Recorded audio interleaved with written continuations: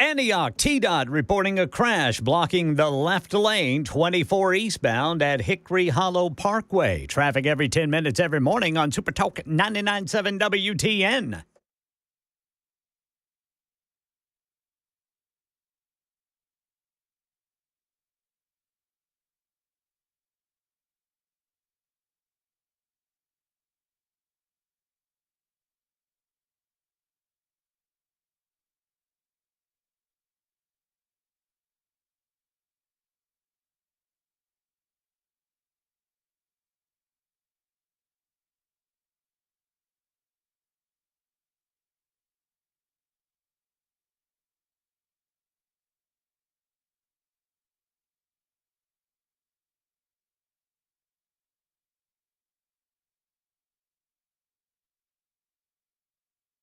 Hello, kids. Welcome in. It is the Matt Murphy Radio Show. Pardon me while I grab onto my microphone. Pardon me. Hello. How's it? I just got to get a little closer to me. You just got to wrestle that microphone on up to your mouth and get the show started. Like it was fighting you there. Oh, yeah. Well, it was battling me and winning, sadly. My name's Matt. There's Chris Webber. There's Ken Weaver behind Chris Webber. And I don't know why after 2.5 months I still have trouble saying Weaver and Webber. It's a bit of a tongue twister. Back to back. Has it always been that way? No, Wilson would never have those types of issues. Well, he was a Wilson, so it was Wilson, Weaver, Weber. Oh, the triple W. Yeah. Did y'all ever do anything with that? That would have been pretty good. No, we did not. Oh, well. Y'all had your thing going on, though. We've got our thing going on for the next 4 hours, and we hope that you're able to join us for each and every moment of that. Whatever time you're able to give us, we're certainly appreciative. It's been a mess today all across the city of Nashville, Middle Tennessee, really, as so much of the rain has caused problems, automobile accidents, and, frustration, consternation, delays, distractions, all of that. We'll try to calm you from that, and we'll delay and distract you with other matters and other things on our minds this Tuesday edition, February 11th, 2025. We're on a number of different platforms. Let me tell you all about that, and we'll get things lumbering under our own weight and get the show going. It is locked for Trump Day 346, and I have it on good authority that we have a game plan for cutting this hair. Ooh. Mm-hmm.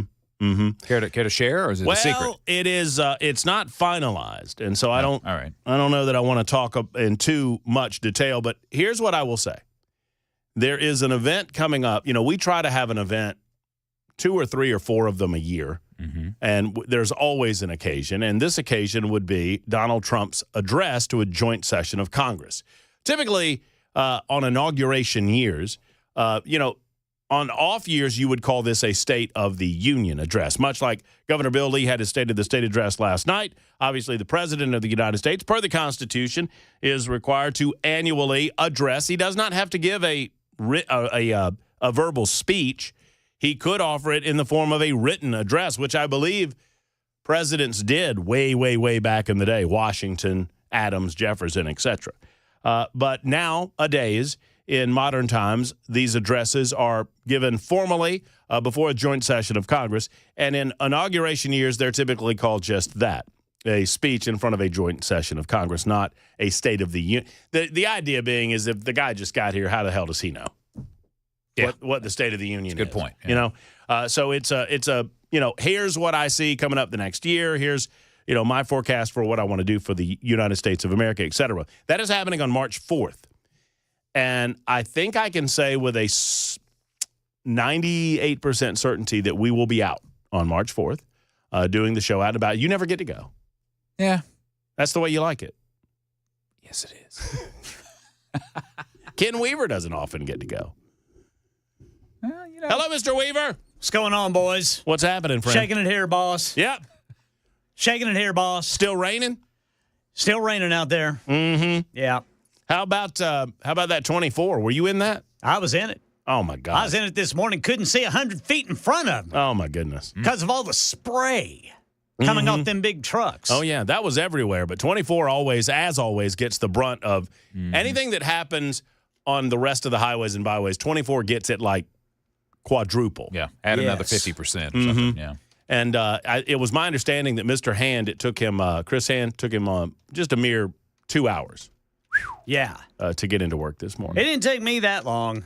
By then, all the other late sleepers are going in. They had just moved all of the wreckage and the debris to the sides of the road and the median and allowed through traffic to just keep on trucking? Yes, sir. That kind of the idea? Well, they just figure there's a couch and a refrigerator on the side of the road, so what's a little more debris? A couple of cars, We'll get to it eventually. dead critters, whatever. I haven't seen any dead critters in a long time. Well, that's good. I think we might have killed them all.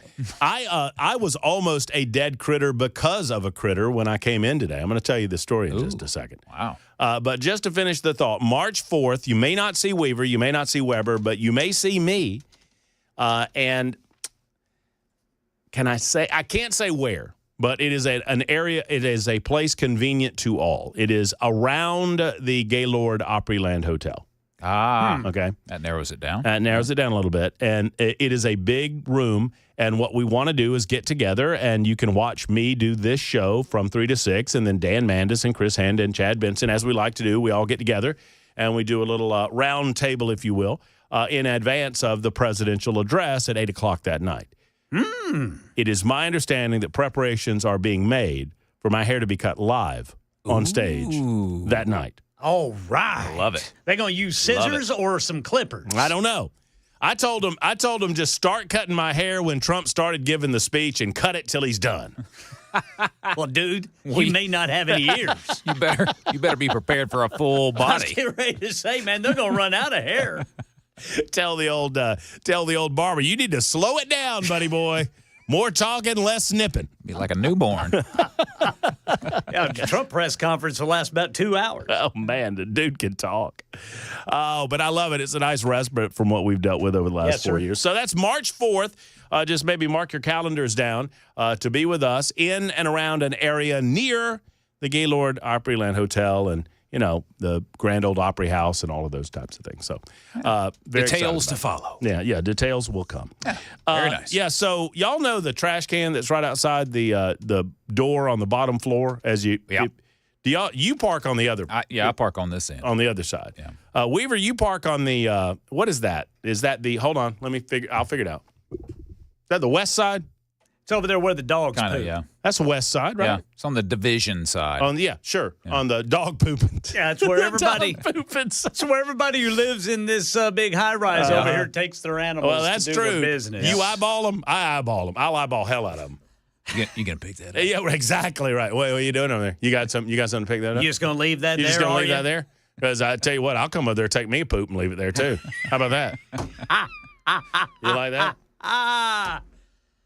One of the best Saturday Night Live parodies was the guy suing. It was Will Ferrell playing a lawyer, and they were suing dogs for doing things that dogs do. Would you allow a human to do this? And it's Chris Parnell acting like a dog, like humping people and pooping in yards. I haven't seen that. No, you wouldn't allow a dog to do this. You wouldn't allow a human to do this. Well, then why do you allow a dog to do it? It's time to sue. Anyway, so I'm over on that side. If you're over on that side, Ken, you know the trash can I'm talking about, right? Yeah, the silver one with the swinging door. Mm-hmm. Yeah, Mm-hmm. yeah. So I typically will have some form of beverage in the truck that I'm just getting done with. And if I am done with it, if I'm not, I'll bring it on in. But if I'm done with it, I take it out of the truck and put it in that little swingy trash can. And today, as is my pattern, I had the little thing and I put it in the swingy trash can. Guess who was in the swingy trash can? Mm-hmm. Little squirrel. Yeah. Little squirrel. Hanging out, huh? Mm-hmm. Hanging. I don't know. I don't know what we were doing. I don't know if we were getting out of the rain. I don't know if we were eating. I don't know. I doubt we were stuck. Nah. I doubt that. Yeah. I just don't feel like a squirrel would put up with that. No, he'd figure it out. But I know this. As soon as the bottle went in, old Squirrely Squirrel came out. And he used me as a launching pad. And I'm not gonna lie. I might have tinkled a little. You feel assaulted. It was a squirrel encounter. Yeah. So, yeah, he jumped on me and then on the wall and then around the little area where the door is and then shoom. And then he got on somebody's car and looked back at me incredibly offended. Yeah, he was cussing you. I guess he was. How dare you? I wasn't trying to do anything. I wasn't trying to mess up your mojo. They'll bite you, won't they? A squirrel will bite, right? I mean, I assume if you grabbed onto a You got squirrel, him cornered, yeah. I mean, I didn't want any part of the squirrel. I gave up quick. I was just proud of the fact that I did not verbalize. You didn't give it a Mandus. That was a Weber, by the way. Mandus, if you're watching, that was him. It was not me. I didn't say the Mandus. I thought it, but I did not say it. No, it was my most dramatic squirrel encounter since New York City. Do not address the squirrels in New York City. Well, they're New York City squirrels. They are New York City squirrels. I made the mistake of I had a squirrel climb on me in New York City in Central Park. Really? We were there, this is years ago. Oh, it was 2015 because we went into Trump Tower and I bought my Make America Great Again hat right out of Trump Tower. And we're in Central Park and I'm like, man, these squirrels are big because the squirrels in Central Park are freaking huge. Mm-hmm. They're like little dogs. And I said, man, these squirrels are big. I said, look at that guy. Hey, buddy. And he kind of turned and looked at me and this is what I did. You know what the squirrel did? What did he do? Ran up my leg and got on my shoulder. Yeah. Well, that's what you told him to do. I suppose. If you knew that you were speaking squirrel, you would have known that. You said, come on up, buddy. Come on up. Right. I just went, look at that squirrel. And like, boom, the squirrel is on me. And then you know what I did? Squirrel's on me. Yeah. Throw the squirrel. Hey, I guess that's how they get their food, I suppose. I mean, those New York City squirrels. Got to do what you got to do.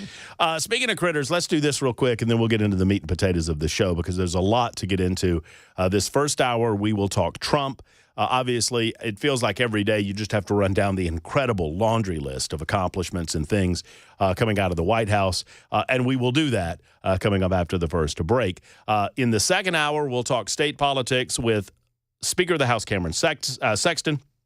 He's going to stop by via telephone and give his reaction from the House perspective over the governor's State of the State address last evening. The governor listing out priorities from his office, and let's see if those priorities overlay with the priorities of the House of Representatives and, by extension, the Senate and the General Assembly. That's coming up at 4:05 this afternoon.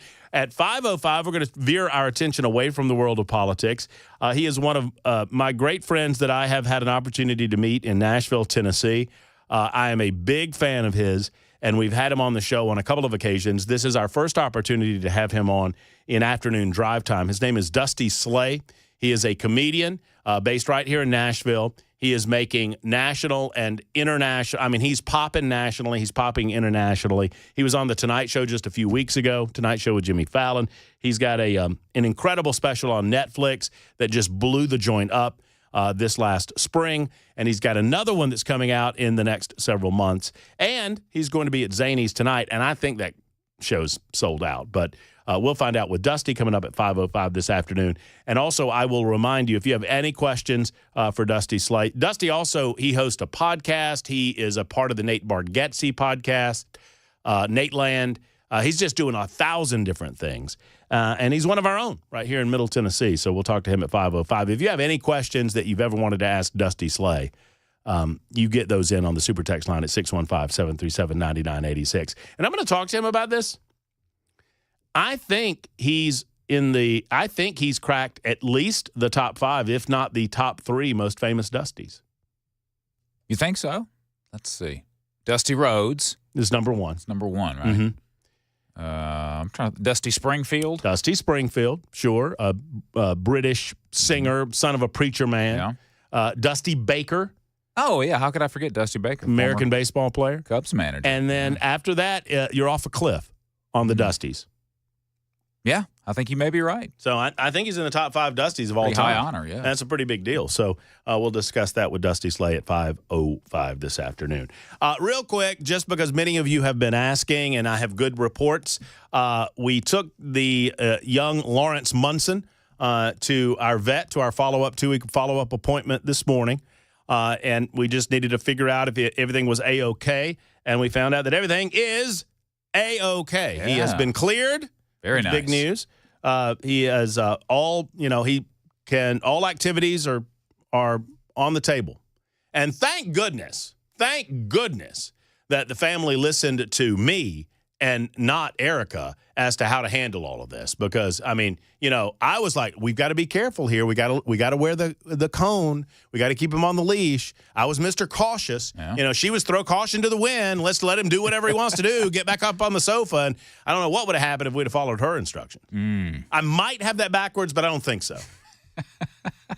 No, in all seriousness, we got a great report, and he's kind of cleared for duty. And all is well. And the oncologist says that we don't think that there's any issue with cancer. We don't believe that there's any still in there. And we got a 3-month checkup. So that's great. So for those of you asking, thank you for asking.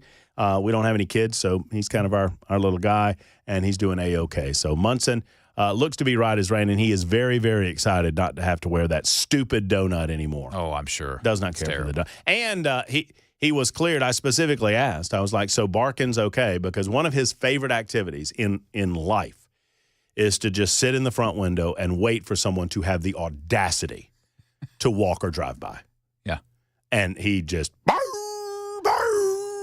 And it's just one of his favorite things to do.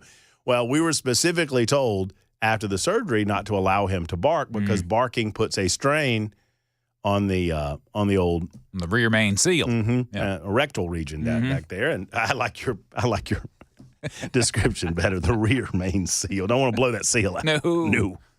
And so he's been prevented from going up front. So now, as I was driving off to come to work today, there's Munson sitting in the front window. He doesn't bark at Daddy, thankfully. He knows my truck, but everybody else is fair game, baby. Very nice. So he's probably barking right now. All right, 22 after the hour. Mark Fogel has been released. If you do not know who Mark Fogel is, you're about to. That's big news. The Trump administration facilitating that release. Steve Caudle's making not just Tennessee news, but national news. We talked about this story yesterday. That is the Right Reverend Dr.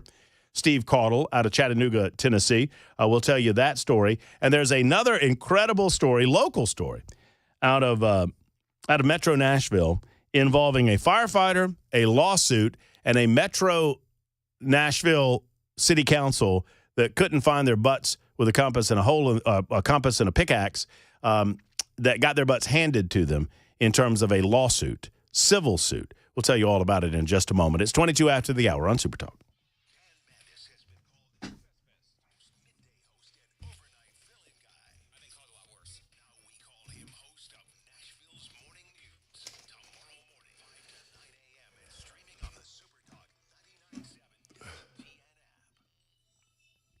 Hello, friends. It's Matt Murphy for U.S. Pest. I believe that U.S. Pest is the best. I've seen them in action, and there is a difference, folks. If you have a pest control company that is dedicated to your 100% satisfaction, you know you're going to get it, and U.S. Pest delivers time and time and time again. Whether it's full-service pest control, eliminating common Tennessee pests from your home, from your basement, from your crawl space, whether it's termite protection, there's a 100% money-back guarantee there on preventative and corrective service, or crawl space protection. They get it done at U.S. Pest. Right now, if you switch from your current pest control company to U.S. Pest, your first service is free. That is a $200 value. Just mention my name when you make the call to U.S. Pest. Go online to uspest.com. That's uspest.com. J.K. and Erica Brister are not just great pest control folk. They're fine Americans. Love doing business with them, and you will too. uspest.com or call 590-1260. That's 590-1260.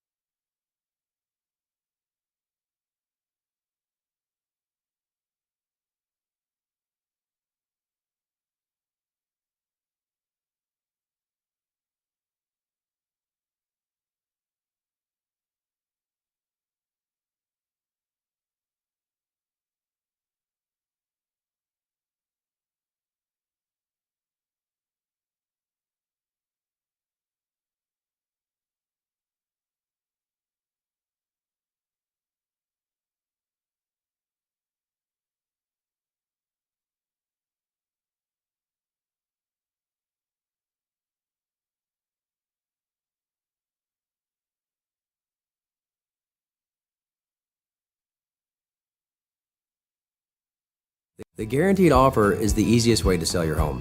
It's really simple. We bring you an all-cash offer. You close in as little as 21 days. No home inspections, no lock boxes, no open houses. Go to markspain.com to get a guaranteed offer and start packing.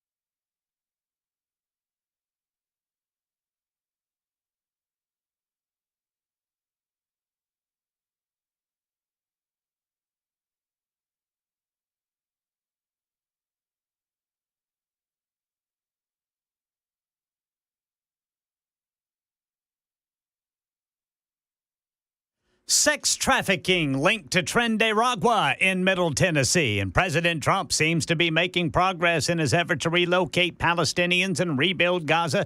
These stories and more at 3:30 on Super Talk 99.7 WTN. Well, thank you much, Mr. Ken Weaver. There's Ken Weaver in the news closet. B. Chris Weber's behind the glass, making sure that everything that comes out of our speakers sounds as good as humanly possible. My name is Matt Murphy. I mentioned that it's locked for Trump Day 346. Then I got off on a squirrel tangent talking about the possibility of cutting my hair. I did not mention today's episode is 747. It's our airplane episode 747. Thank you for those of you who have been here for every one of them, or even if this is your first visit, we appreciate you. Hope you spend a little time with us on Super Talk 99.7 WTN. You can find us on the radio, of course, 100,000 watts of blowtorch power from Alabama to Kentucky and all points in between. That's at 99.7 on your FM dial. We're also anywhere you stream music or information or news or anything, really, podcast. You type in Supertalk 99.7 WTN, you'll see us. And if you don't, tell us what platform you're on and we'll be on there. And then, of course, there's Supertalk TV. Talk TV is provided by YouTube, Facebook, Twitter, Twitch, YouTube, Facebook, Twitter, Twitch.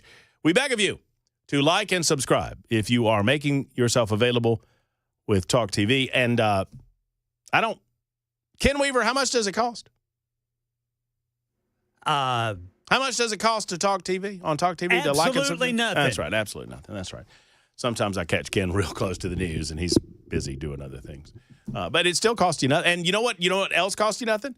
The news costs you nothing. And we're going to get to the news coming up in just a moment. Then we're going to tell you about Mark Fogel. So if you do not know the story, he's an American teacher who was detained by Russia. He is now heading back to American soil. The Trump administration made the announcement earlier today.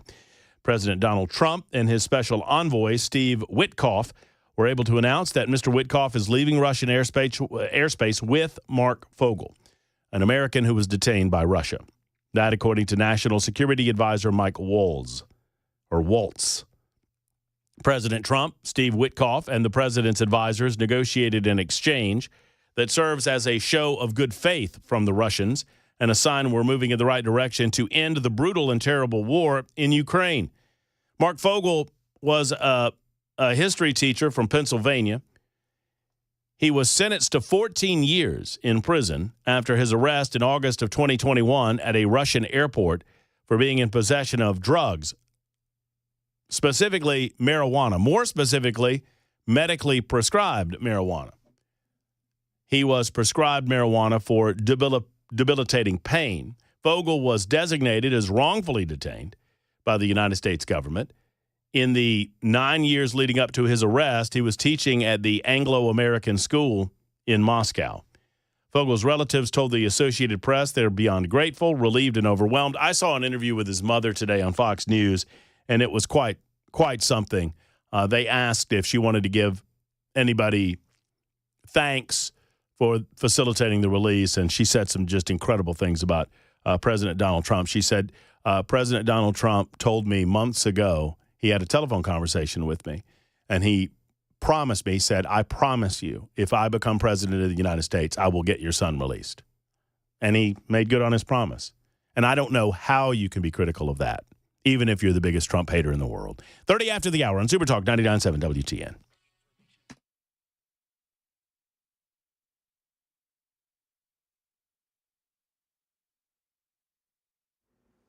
I'm Ken Weaver with your top stories, and probably not going to dry out until Thursday at the earliest. So brace yourself for that, and brace yourself for the full forecast and traffic update here in 5 minutes. U.S. Attorney in Nashville Robert McGuire says 8 men were arrested for sex trafficking today, linked to the Venezuelan gang Tren de Aragua, accused of tricking Venezuelan women and women from other countries with safe passage into the U.S., but once they get here, forced into commercial sex acts to pay their outrageously high travel debt. Specifically, the message that law enforcement is sending with this indictment is that human trafficking is an abomination, that we will find it wherever and whenever it exists, that we will recover the survivors, and that we will stop it once and for all. Now, they say the arrests have saved dozens of women, and they continue to work to uncover more victims. Over in the nation's capital, Karen Travers on President Trump's plan to relocate Palestinians and rebuild Gaza. President Trump says he doesn't have to threaten to withhold aid to Jordan and Egypt if they're not willing to take in displaced Palestinians from Gaza. We contribute a lot of money to Jordan and to Egypt, by the way, a lot, to both. But I don't have to threaten that. I think we're above that. But just yesterday, the president said he would, quote, conceivably withhold aid from both countries. He praised the King of Jordan for what he called a beautiful gesture. Jordan saying it would take in 2,000 sick Palestinian children from Gaza. Well, if you watched the Super Bowl Sunday, you were in the company of 126 million viewers. Jim Ryan says that's a record in the 38-year history. The lyric from Kendrick Lamar's halftime anthem was just what advertisers who had paid $8 million for a 30-second spot did not want to hear. Turn his TV off, turn his TV off. But viewers didn't turn the TV off, and early numbers show a 2% increase in audience from Super Bowl 58. Helping to boost the stats is the fact that the game was available for free on the streaming service Tubi. That's the latest news, traffic, and weather next. I'm Ken Weaver, WTN News.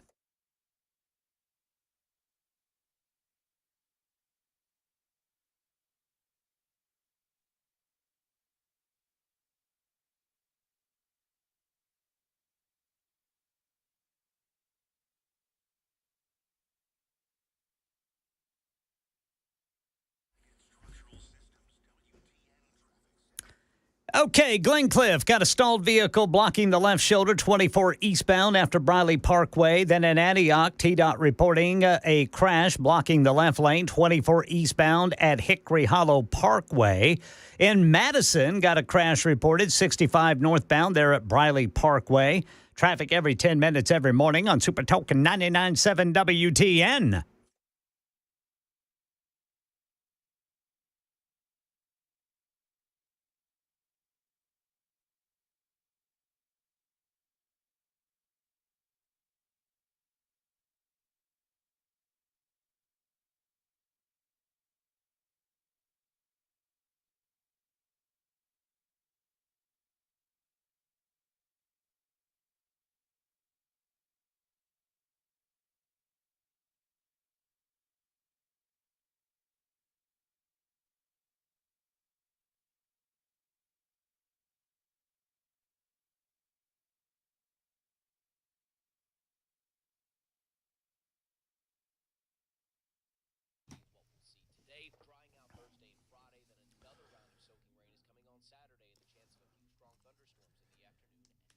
Gentlemen, if you're concerned about hair loss in 2025, be concerned no longer, because I encourage you to contact PAI Medical. They are the We Grow Hair people. This year, you can look and feel better about yourself and restore your hair. And I'm a testimony now.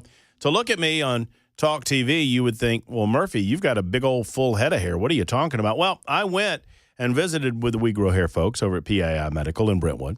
And I asked them, I said, what are we looking at here? I mean, am I okay? I'm 50. At the time, I was 50 years old, now 51. And they said, believe it or not, you start losing your hair, and you can lose up to 50% of your hair before you actually notice the thinning. And they told me, Murphy, you got a little something going on in the crown of your head. You want to stop that with the laser treatments. It's a preventative treatment, about 45 minutes, and it works. It's non-invasive. You put a little laser skull cap on. You sit there with your phone. You can, look at, the X machine or, scroll through your phone while it's going on, and you get thicker, fuller hair. The results are FDA approved. Secondarily, if you are a little further along in your hair loss, they've got a solution for you as well. The ARTIS robotic FUE procedure, the multi-unit hair grafting procedure, these things are guaranteed. So I encourage you to go to WeGrowHair.com. That's WeGrowHair.com, or call 615-376-6010. 376-6010. And when you do, tell them Matt Murphy sent you to We Grow Hair.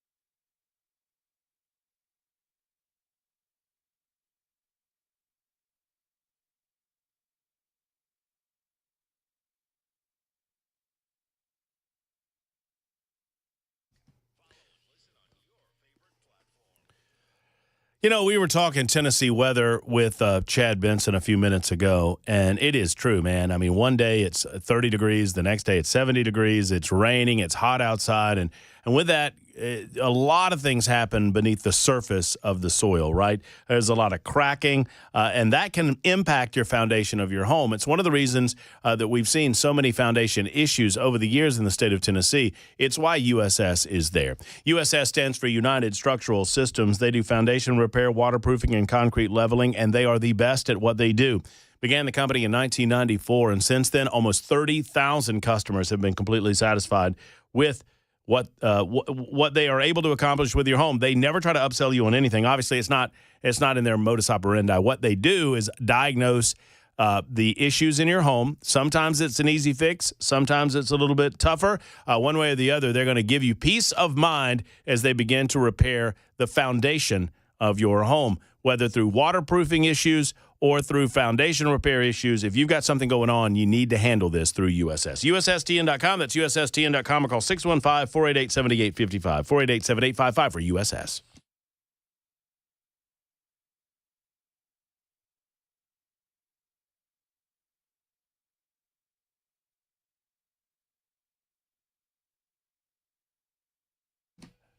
I haven't confirmed it. I was just sent a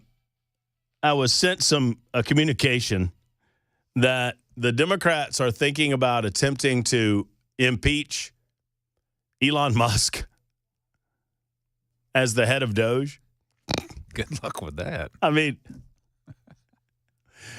they're just, my goodness gracious, they're just they're mental people. It's sad, but true that all they have is their hatred of Donald Trump, and that Trump derangement syndrome has created a dynamic by which they've lost their way. We talked extensively about this on the show yesterday. I feel like if I do this to you, Chris, we will immediately go away from it, because right now Donald Trump is answering questions at least on my monitor here in our room. He's answering questions with Elon Musk in the room. Elon Musk is answering questions alongside him. Do you have that up? Yes. Okay. This is not live, though. This was moments ago, apparently. Okay, well, just let's jip a little bit of this, join it in progress, and see what they're talking about. Big numbers. Talk about $100 to $200 billion a year. Sure. Serious money. Mr. Musk, you said on X that an example of the fraud that you have cited was Got his kid on his shoulders, by the way. $50 million of condoms was sent to Gaza.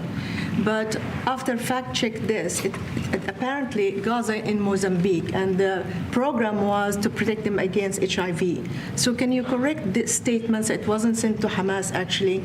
It was sent to Mozambique, which makes sense why condoms was sent there. Yeah. And how can we make sure that all the statements that you said were correct, so we can trust what you say? Well, first of all, some of the things that I say will be incorrect and should be corrected. So nobody's going to bat 1,000. I mean, we will make mistakes, but we'll act quickly to correct any mistakes. He's answering a serious question. His son's messing with his hat. $50 million worth of condoms to anywhere, frankly. I'm not sure that's something Americans would be really excited about. And that is really an enormous number of condoms, if you think about it. But it's a lot of condoms. If it went to Mozambique instead of He Gaza, says I'm from like, the okay, Oval that's Office not of the as White bad, House. But still, why are we doing that? Mr. Musk, can you talk a little bit about how closely you're working with agency heads as you're directing these cuts? Do they have how much input do agency heads have when you're making these decisions? Yeah, we work closely with the agency heads, yeah, so there are sort of checks in place. So it's not just us just going in and doing things willy-nilly. It's in partnership with the agency heads, and I check frequently with the president to make sure that this is what the president wants to have happen. So we talk almost every day, and I double check things to make sure, is this something, Mr. President, you want us to do this? Then we'll do it. USAID has been one of your main targets. Are you concerned at all that some of the cuts or that shutting that agency altogether may lead to diseases or other bigger problems starting in other countries that then come to the United States? Yeah, so that's an interesting example. So that's something where we work closely with the State Department and Secretary Rubio. And we have, for example, turned on funding for Ebola prevention and for HIV prevention. Left that, you said? Yes, correct. And we are moving fast, so we will make mistakes, but we'll also fix the mistakes very quickly. So, do you think that's a worthy cause, USAID? I think that there are some worthy things, but overall, if you say what is the bang for the buck, I would say it was not very good. And there was far too much of what USAID was doing was influencing elections in ways that I think were dubious and do not stand the light of day. I can just ask a follow-up to the Pentagon contracts. If you have received billions of dollars in contracts from the Pentagon, and the president's directing you to look into the Department of Defense, is that a conflict of interest? And are going to do at the president's request. Does that present a conflict of interest for you? No, because you'd have to look at the individual contract and say, first of all, I'm not the one, filing the contract. It's people at SpaceX or someone who will be putting for the contract. And I'd like to say, if you see any contract where where it was awarded to SpaceX and it wasn't by far the best value for money for the taxpayer, let me know, because every one of them was. The president said the other day that you might look at treasuries. Could you explain that a little bit? What kind of fraud, and that question goes to both of you, what kind of fraud are you expecting to see or do you see right now in U.S. treasuries? Yeah, I think you mean the Treasury Department as opposed to Treasury bills. Or you also referenced treasuries on Air Force One the other night. Well, as I mentioned earlier, really the first order of business this is to make relationship sure is going to go down in history as one of the most fascinating relationships. He's sticking his fingers in my ears and stuff. Ever in the world. His son is sticking his finger in. The stuff we're doing. Elon's answering questions with his kid on his shoulders, by the way. That you can't believe Not it Donald doesn't Trump. exist already. So for example, like I mentioned, just making sure that when a payment goes out, it has to have a payment categorization code. It's like, what type of payment is this? You can't just leave the field blank. Currently, many payments, the field is left blank. And you have to describe what's the payment for, some basic rationalization. That also is left blank. So this is why, the Pentagon, when's the last time the Pentagon passed an audit? I mean, a decade ago, maybe? Ever? Really? And we want to, just in order to actually pass audits, you have to have financial information that allows you to trace the payments. And once in a while, the Treasury has to pause payments if it thinks the payment is going to a fraudulent organization. If a company or an organization is on a do not pay list, we should not pay it. I'm sure you would agree. It's like if it's quite hard to get on that payment, the do not pay list, it means that this is someone that is just, it's like dead people, terrorists, known fraudsters, that kind of thing. We should not pay them. But currently we do, which is crazy. We should stop that. Many transactions. And by the way, hundreds, thousands of transactions like that. We have a big team. And for the sake of the country, I hope that the person that's in charge and the other people that report to me that are in charge are allowed to do the right thing, namely make sure everything's honest, legitimate, and competent.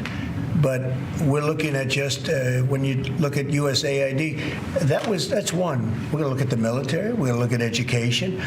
They're much bigger areas. But the USAID is really corrupt. I'll tell you, it's corrupt. It's incompetent, and it's really corrupt. And I can't imagine a judge saying, well, it may be corrupt, but you don't have the right. You got elected to look over the country and to, as we say, make America great again, but you don't have the right to go and look and see whether or not things are right that they're paying or that things are honest that they're paying. And nobody can even believe this. Other people, law professors, they've been saying, how can you take that person's right away? You're supposed to be running the country, but we're not allowed to look at who they're paying it to and what they're paying. We have massive amounts of fraud that we caught. I think we probably caught way over a lot of billions of dollars already in, 2 weeks? Yes. And it's going to go to numbers that you're not going to believe. And much, as I said, much is incompetence and much is dishonesty. We have to catch it. And the only way we're going to catch it is to look for it. And if a judge is going to say you're not allowed to look for it, that's pretty sad for our country. I don't understand how it could even work. On the program, can you personally guarantee? Listening to the President of the United States answer a few questions in the Oval Office, he is alongside, he's sitting at the Resolute desk with Elon Musk standing alongside, Stephen Miller standing alongside, a number of other aides. And what we're trying to do is reduce government. We have too many people. We have office space. It's occupied by 4%. Nobody's showing up to work because they were told not to. And then Biden gave them a 5-year pass, some of them, 48,000 of them, gave them a 5-year pass, that for 5 years you don't have to show up to work. And let me tell you, this is largely, much of this stuff is because of Biden. It's his fault. He allowed this country, what he did on our border. What he did on our border is almost not as bad as what he did with all of these contracts that have come out. It's a very sad day when we look at it. I can't even believe it. But many contracts just extend, and they just keep extending, and there was nobody there to correct it. And that cannot be, I can't imagine that could be held up by the court. Any court that would say that the president or his representatives, like Secretary of the Treasury, Secretary of State, whatever, doesn't have the right to go over their books and make sure everything's honest. I mean, how can you have a country? You can't have anything that way. You can't have a business that way. You can't have a country that way. Hey, thank you very much, everybody. All right, so there's the President of the United States in the Oval Office. Elon Musk is standing alongside of him with Elon's son, along with Stephen Miller, who's been working with the President of the United States as an advisor, working very closely and intimately on border security, along with Tom Homan and Secretary of Homeland Security Kristi Noem. So, I mean, the President of the United States says it so well. How impressive has his second term been so far? When the only objection that Democrats are screaming and howling about, they are objecting to the President of the United States looking into his own executive branch of government to make sure that there's not fraud, waste, and abuse. And the Democrats are suggesting that merely looking into it, as the President just said, he said it better than I ever could. Like, a judge is going to tell me, the President of the United States of America, who just got elected by the American people, And part of the premise, why did we elect him? We wanted to eliminate corruption from government. We wanted to drain the swamp. We wanted to eliminate the deep state. Sure, we wanted border security, obviously. We wanted prices to go down from an inflationary rate that was unseen in American history absent the 1970s.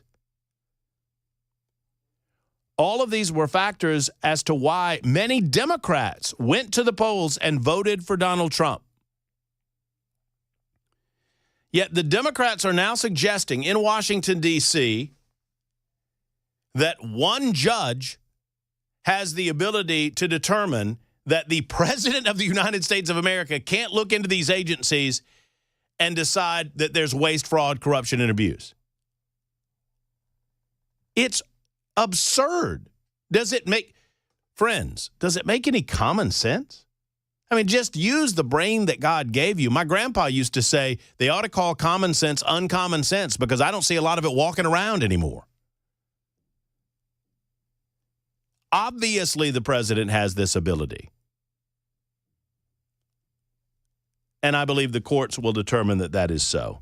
And they obviously have the ability to consolidate or eliminate agencies. Now, they may need to codify this with the Congress of the United States of America at some point. But I think they'll have that ability, too, once they expose the levels of waste, fraud, and abuse. I will say this, and I wrote this down this morning, and it's interesting that Donald Trump is speaking along these lines this afternoon. I'll tell you what, I'm looking at the clock on the wall. I don't want to get into this until we have an ability to go to a break. It's 51 after the hour. Let's do that. Your calls, if you have any thoughts on any of this that we just heard from Donald Trump and Elon Musk. Now the Democrats are saying that they're considering impeaching Elon Musk to remove him as the head of Doge. Remember that organization that they said wasn't legitimate like 2 weeks ago? The organization that they said would never exist 2 months ago, they're now trying to impeach him from his role in the White House because it's all they have left. It's 52 after the hour on Super Talk.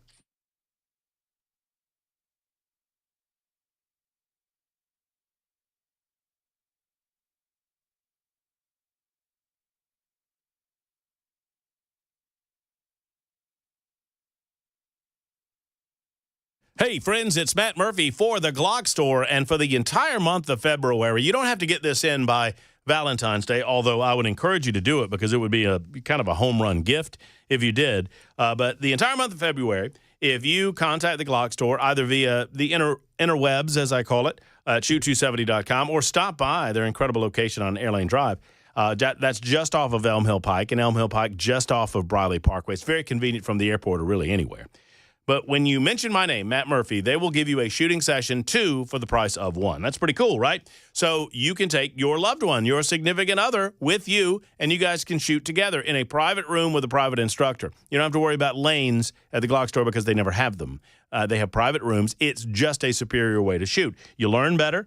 You walk out of there more confident and a better shooter as a result. And you frankly, you can shoot as much as you want to, but you learn more shooting less with the Glock Store than you ever will at the shooting lanes because of just the setup and the design of shooting in a room private to you and your partner. So it's time to get with that partner and do this for Valentine's Day. I mean, shooting. That's for lovers, right? Go to Glockstore.com or shoot270.com to find out more information. Tell them I sent you to the one and only Glock Store.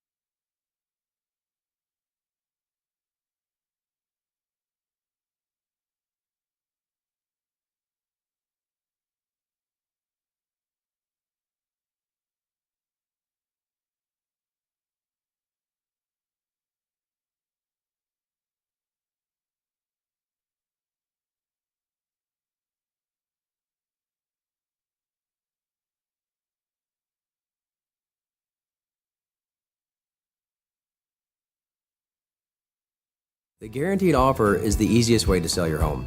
It's really simple. We bring you an all-cash offer. You close in as little as 21 days. No home inspections, no lock boxes, no open houses. Go to markspain.com to get a guaranteed offer and start packing.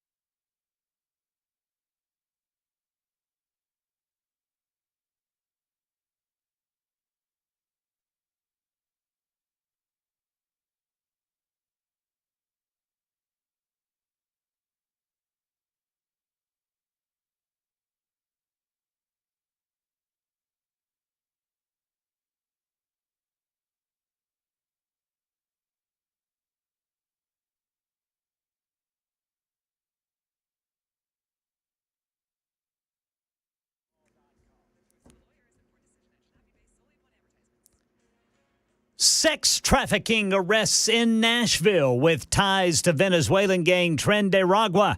Russia has released another American it put in prison. These stories and more coming up at 4 on Super Talk 99.7 WTN.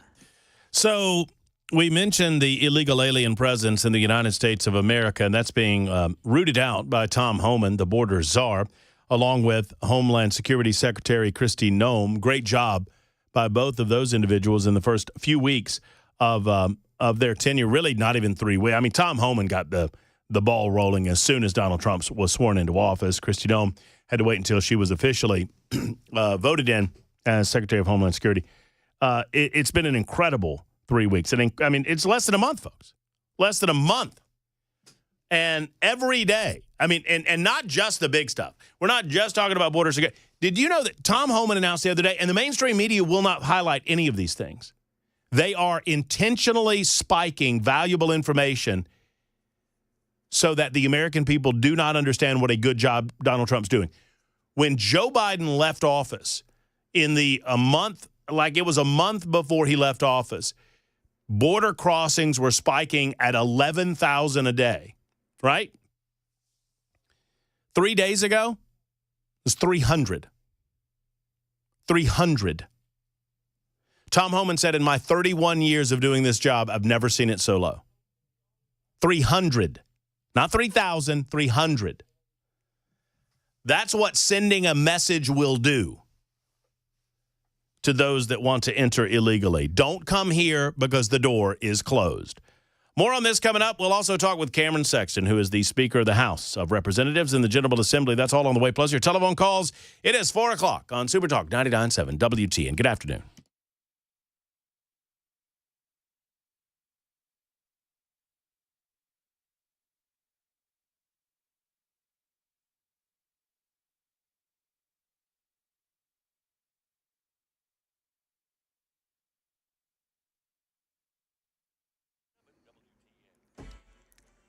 Four o'clock on the dot. I'm Ken Weaver with your top stories. Don't think we're going to dry off anytime soon. In fact, that may be Thursday before that happens. Full forecast and traffic coming up in 5 minutes.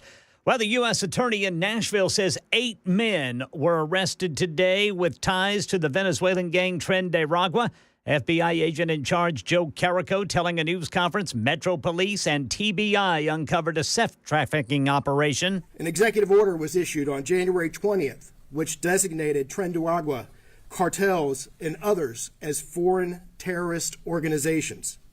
The FBI, along with our federal, state, and local partners, will pursue these investigations jointly to address the safety of our communities and tackle this threat. Yeah, authorities say that these men tricked Venezuelan women and women from other countries with safe passage into the U.S., only to be forced into commercial sex acts. And in addition to today's arrests, work continues to uncover more victims. President Trump securing the release of an American from Russian prison. Here's Chris Bocha. American Mark Fogel is leaving Russian airspace, according to the Trump administration, after nearly 4 years of imprisonment on marijuana charges in Moscow, where he was an English teacher. The White House said Russia and the U.S. agreed to an exchange involving Fogel without detailing the terms. It's the third swap in some 2 years between the nations, the White House calling the deal a positive sign as the Ukraine war rages. President Trump has secured a pledge by Jordan's King Abdullah that Jordan will take in 2,000 sick Palestinian children as part of Trump's plan to relocate Palestinians and rebuild Gaza. Trump says it's a beautiful gesture. And we'll be working on the rest with Egypt. I think you're going to see some great progress. I think with Jordan, you're going to see some great progress. 3 of us, and we'll have some others helping, and we're going to have some others at a very high level helping, and the whole thing will come. It's not a complex thing to do. Meanwhile, Trump warning Hamas not to delay releasing hostages. Saturday at 12 o'clock, and if they're not here, all hell is going to break out. And Israeli Prime Minister Benjamin Netanyahu says the ceasefire will end if Hamas does not live up to its promise to release hostages on Saturday. Canned tuna sold at Trader Joe's, Costco, Walmart, Publix, and Kroger in Tennessee and other states under voluntary recall due to risk of death from botulism. Look for brand names Genova, Van Camp's, Trader Joe's, and H-E-B and return them for a full refund or just throw it away. Egg prices may go higher rather than lower. Egg prices could go up another 20% this year, according to the Department of Agriculture. And because of the life cycle of hens, it would likely be another 6 months before new healthy flocks mature and prices stabilize. And that's assuming that there are no additional bird flu outbreaks. Matt Gutman reporting. And the latest news. Traffic and weather next. I'm Ken Weaver, WTN News.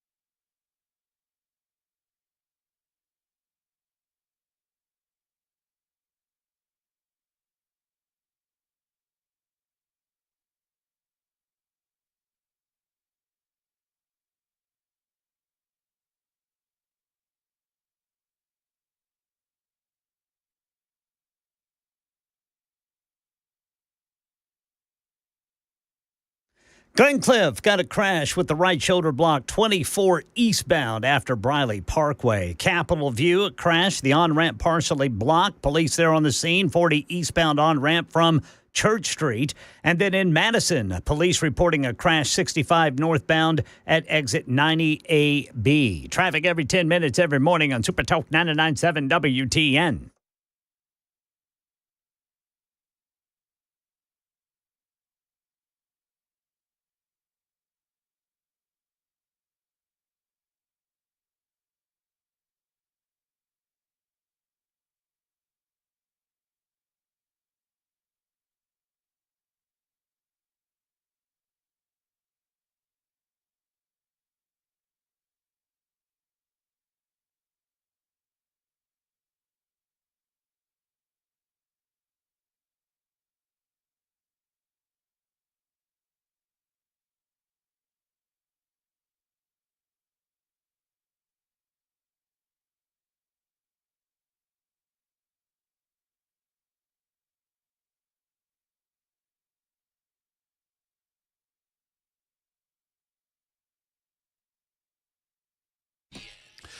All right, here we are. Here we go. Matt Murphy Show, Super Talk 99.7 WTN. I'll give you my my rant, if you will, on federal government spending coming up in just a couple of minutes.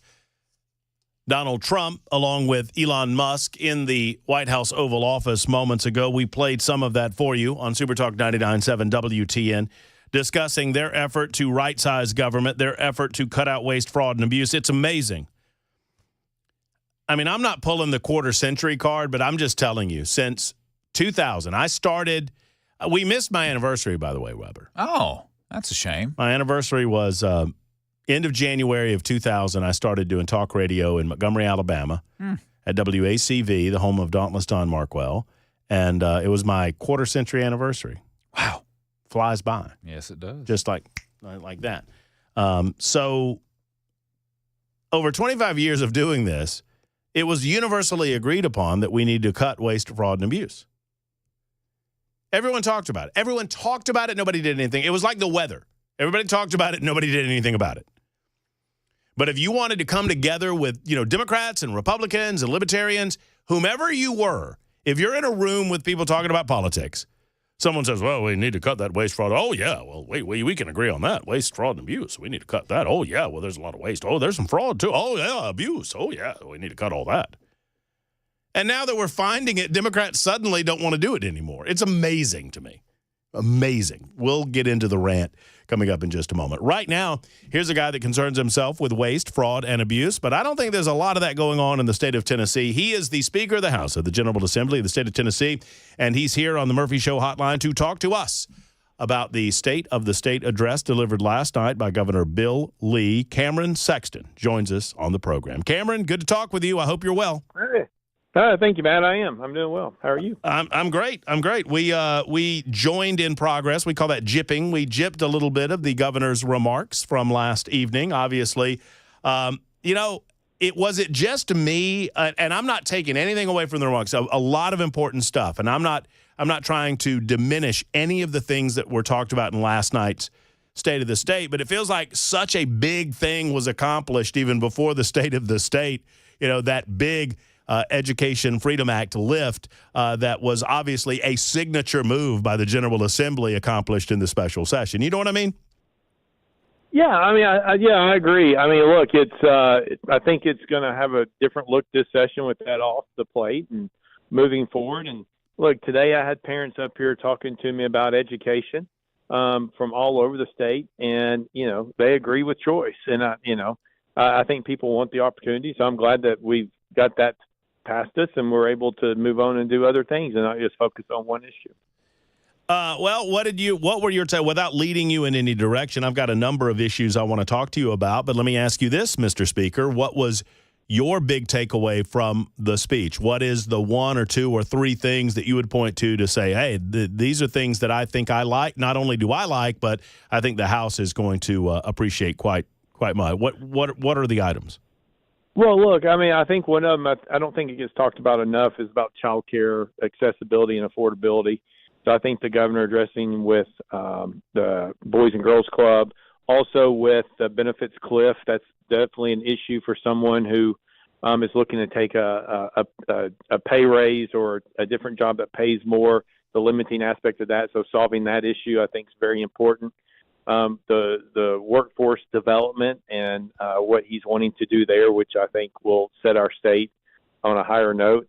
And then, you kind of look at the nuclear investment, which is huge for our state, instead of going to, things like the normal nuclear, like Watts Bar and what those look like, a smaller module type of thing, which is very beneficial, more efficient, setting ourselves up for the future of energy. We have to have that. I think that the Duck River, trying to provide water into Murray County and such, where they're having issues trying to provide more infrastructure. So I think what you saw in this speech was a more long-term focus into infrastructure that will help our state and to help our families continue to move on and do great things. I was not aware, as everyone knows, I'm just 3 years into the state of Tennessee, so it takes a little while to, get up to speed on some of these things. I was not aware how intimately involved the state was in the formation of nuclear energy. Oak Ridge, obviously, so instrumental in the history of the United States of America and history of nuclear power, ultimately. And I knew that there was nuclear power in the state, but I did not realize the history of it. And I was proud to see it last night. I believe it is the future of energy across the United States of America. I think that we see, if there's one thing you can say that France does well, is they do small nuke well in terms of energizing their population with, electricity and whatnot. And I love seeing that the state of Tennessee can continue to be on the forefront there. Do you think that the legislature will agree with the governor's initiative? Obviously, I think you do, Cameron. Yeah, I do. We're looking for a clean, efficient alternatives. Nuclear is the clean, efficient alternative. And the new technology, you don't have to build the nuclear power plants of the old. You can do it a little bit differently. And look, there's also a company in Oak Ridge that's looking at electrical aspects and using a different type of technology that's nuclear, but as well for other types of aspects that they were in here a couple of weeks ago talking about. They're on the forefront. They're about 2 to 3 years away from that. And so there's the partnership with Oak Ridge, with TVA, Department of Energy, I think has put Tennessee in a great spot to be a leader in energy. Speaker of the House Cameron Sexton with us discussing his reaction and the House's reaction to the governor's State of the State address last night. Infrastructure is just not a real sexy topic until something disastrous happens. I don't say that flippantly. I mean it. And I think you understand that, Cameron, that, it's not one of those things that gets people talking around the water cooler until some disaster happens, a bridge collapse, or perhaps a natural disaster that kind of identifies infrastructure that is way past its lifetime. I was happy to see that the governor spoke on it last night, and I'm curious your reaction about what types of investments are necessary. And, the thought occurred to me that, maybe one of the small silver linings out of Hurricane Helene that was disastrous for East Tennessee, obviously, and Western North Carolina, and we don't wish it on anybody, but one of the things that perhaps we could learn from that is that we have some very important infrastructure needs that need to be addressed pretty quickly. Absolutely. Look, you're right. It's not really sexy until it affects you, and it's not really defined as sexy. It's defined as a crisis. Right. And so if your water pipes constantly bust because the pipes are too old and they can't hold the pressure, that affects you adversely, and that's going to make you mad. If you're having electricity problems like in Texas, where you're having to turn off power every so often to preserve it, that's an issue. Or if you're driving on roads and there's congestion, that's a huge issue. And so trying to stay ahead of those issues in the state does take a lot of money. That's why the governor put $1 billion towards TDOT again this year to help us with infrastructure on roads. That's why we're investing in nuclear, trying to make sure we keep our power up. We've already invested billions into water and sewer all across our state. And to the point is, that's spending. I know people will look at the budget like, man, y'all are spending a lot of money. But we're a growing state. We're a thriving state. But we also have infrastructure that has to keep up. And when you had Biden with his inflation, and things are increasing at 10 to 15%. We had a road that would a building at UT Knoxville that if it was done 2 years ago was $120 million. Today it's $190 million. And so those costs are real. They're real to the people who are listening to this, but it's very real to the state of Tennessee, too, as we're trying to improve our infrastructure and other things throughout the state. Cameron Sexton with us for a few more moments discussing the State of the State address and the General Assembly that is, gaveling back into session, get some of these items done. Can you help me understand? I understand the Duck River.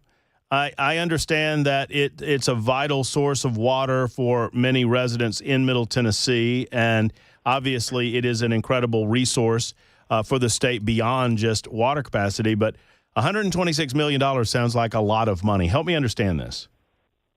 It is, until people realize that there's certain industries in that part of the state where they're having to truck in 54 tankers of water a day.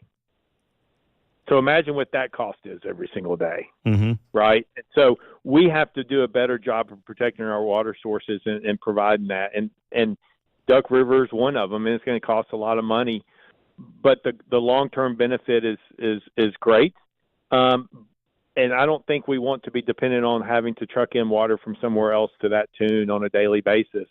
It's a problem that needs to be addressed. It needs to be addressed today. And that's one issue around the Murray County area with Duck River that really needs to happen. It helps the rural communities as well. We had an issue back in Crossville, up in my area, back when Haslam's here, and we had the drought. The Van Buren, Bledsoe County, Cumberland County, those rural counties didn't have any water sources. There was a lot of counties that still have well water, if you can imagine that. And they were trying to look at how do we get water up the mountain to them, and that's expensive. But if you don't have water, you don't have civilization. If you don't have civilization, obviously you don't have jobs, you don't have an economy, you don't have it thriving. And water is a point that we have to make sure that we keep in our state. Now, Cameron, I had it on good authority. Every Democrat that I heard from across the state of Tennessee, certainly the Democrats elected in the General Assembly, told us that we were going to strip money away from public education in this state. We're just going to, financially rape public education because we were all focused on this education scholarship fund. So this has to be a misprint, right? $579.3 million in new money for public schools. That's got to be wrong, Cameron. The Democrats said so. Yeah, well, they're always right. Look, I mean, we're going to continue to invest in K through 12 education. Governor Haslam, Governor Lee have invested more than any combination of governors in our state. Take them by multiples of 4 if you want to. We're going to continue to address public education. We're going to continue to look at the Memphis issue and the state taking over the Memphis school system. We're looking at that issue as well. At the end of the day, we're going to support our public schools, but we're also going to support our parents, and that's what choice provides, is the parents to make that decision for themselves. You can do both, and that's what the budget will show. And obviously this includes additional TISA funding, which is included. Within that is scheduled pay raises for teachers in the public schools, right? Yeah, so I believe the number per pupil is going to go up to $7,200 per, roughly. I think it's a little bit more than $7,200 per student. It was around $7,075 or something. So significant increase in investment in K through 12. Teacher pay raises. They have teacher bonuses. I think there's some health benefits in there as well. Also, more funding to complete TCATs in our state, which is vitally needed in all aspects of our state as we continue to try to move forward. I want to circle back to the issue of energy because a couple of people on our super text line have asked a similar question, and I don't have any knowledge on it. I don't know if you do, Cameron, but is Cameron aware that the president of Middle Tennessee Electric, they have a plan to shut down coal-fired plants, and there's a concern that we don't have supply ready to take its place? Are you aware of that subject? I'm not aware of anything being shut down, but what I do know is nuclear is a much better option. You still need to have coal on the backside as well. I mean, you need both. You can't just be dependent upon one. And when you look at the histories in Europe, when they shut down coal, they had no other options. And so now you have foreign countries controlling their electrical output on what they can do and not do. So I'll look into it, but you need to have all aspects. You don't need to be continuing to shut down everything and just be relying on one energy source. Finally, last night, and I don't want to make a big deal out of it because I don't think it was a big deal, You had some Democrats choosing to walk out. I suppose that is their right to decline to listen to the supermajority, the governor's office, and then obviously the supermajority sitting there listening as well. But and what I was amused by, Mr. Speaker, was they didn't seem to know why they were walking out. When asked why they were leaving, they said that they were protesting the special, or they just don't like the direction that the governor wants to take the state. Do you understand this, and do you have any thoughts or comments on it? No, what you have, I guess you understand now who's a Justin Jones caucus member and who's a Democrat caucus member based on those who walked out. But look, I mean, at the end of the day, it was just a political stunt. They thought they would get more news than what they got. They didn't get any. They look awful. I mean, you don't see people in Washington walking out on the State of the Union address. That's ridiculous. If you don't want to be there, just don't show up, right? But come on. I mean, they were acting like kids, in my opinion. But heck, I'm sitting here watching Chuck Schumer and all these people in Washington leading chants about how you can't, in a federal government that is $30 trillion in debt, and they're complaining about reducing the size of government and trying to bring some type of balanced budget that's $1.5 trillion imbalance. I mean, it's hysterical. I mean, they're so out of touch with the nation and also out of touch here with Tennesseans that they're trying to find a foothold, but every time they do it, they just, as somebody said with Chuck Schumer, you're just inserting a different foot every time you open your mouth. So. Well, you know, I mentioned it right before you came on, Mr. Speaker, that, you know, in my years of doing this, the one place that you could find some sort of common ground with a Democrat was to say, well, we both agree that we need to cut waste, fraud, and abuse, right? And they're like, oh, yeah, we need to cut waste, fraud, and abuse, of course. Well, I find it interesting that now that Donald Trump has actually begun the process of doing that suddenly they're against it.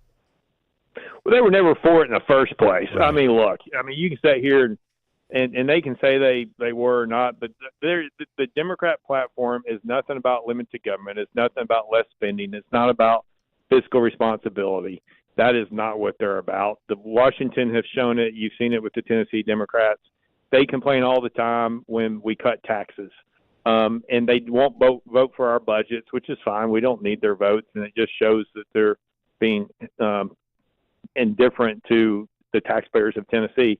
But that's who they are. So, you know, I mean, at least it's starting to shake out. Now it's very clear that they weren't for any of those things that they tried to say they were. Always a great conversation with you, Cameron. Thank you for your time. Obviously, looking forward to the General Assembly, and we'll talk again very, very soon. Thanks, Matt. We'll see you soon. Take care. There's Cameron Sexton, Speaker of the House, joining us for a good 15, 16 minutes. It's 23 after the hour on Super Talk.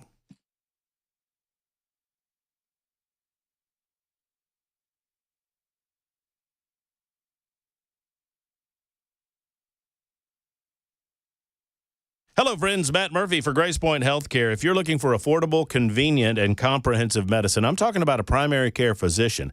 I'm encouraging you to go to Grace Point Healthcare. They are a direct pay primary care provider. This means simply that all decisions are made between yourself and your doctor. And isn't that the way that it should be? It's certainly the way that I remember it when I was growing up. It's the way that my grandparents and my parents understood it. And I love the fact that Grace Point is getting back to that. That does not mean that they are not modern medicine. They most certainly are. But they're going to directly impact your health through intimate and individual conversations with you, without insurance companies getting in the way, without pharmaceutical companies getting in the way. They have a basic Smart Care plan that's just $69 a month. And with that plan, you get unlimited office visits, plus free basic labs and diagnostic testing. You don't have to be a part of the Smart Care plan to be a part of Grace Point Healthcare, however. You can just be a pay-as-you-go patient, and you can get same-day or next-day service even if you're a brand-new patient. They even do house calls when you're just feeling too bad to leave your home. Grace Point treats the whole body in a comprehensive way. I love that. I encourage you to call to find out more information, and I believe you'll make them your primary care provider when you do. 599-6868 is the number. 615-599-6868, located in the heart of Franklin. Modern medicine delivered the old-fashioned way.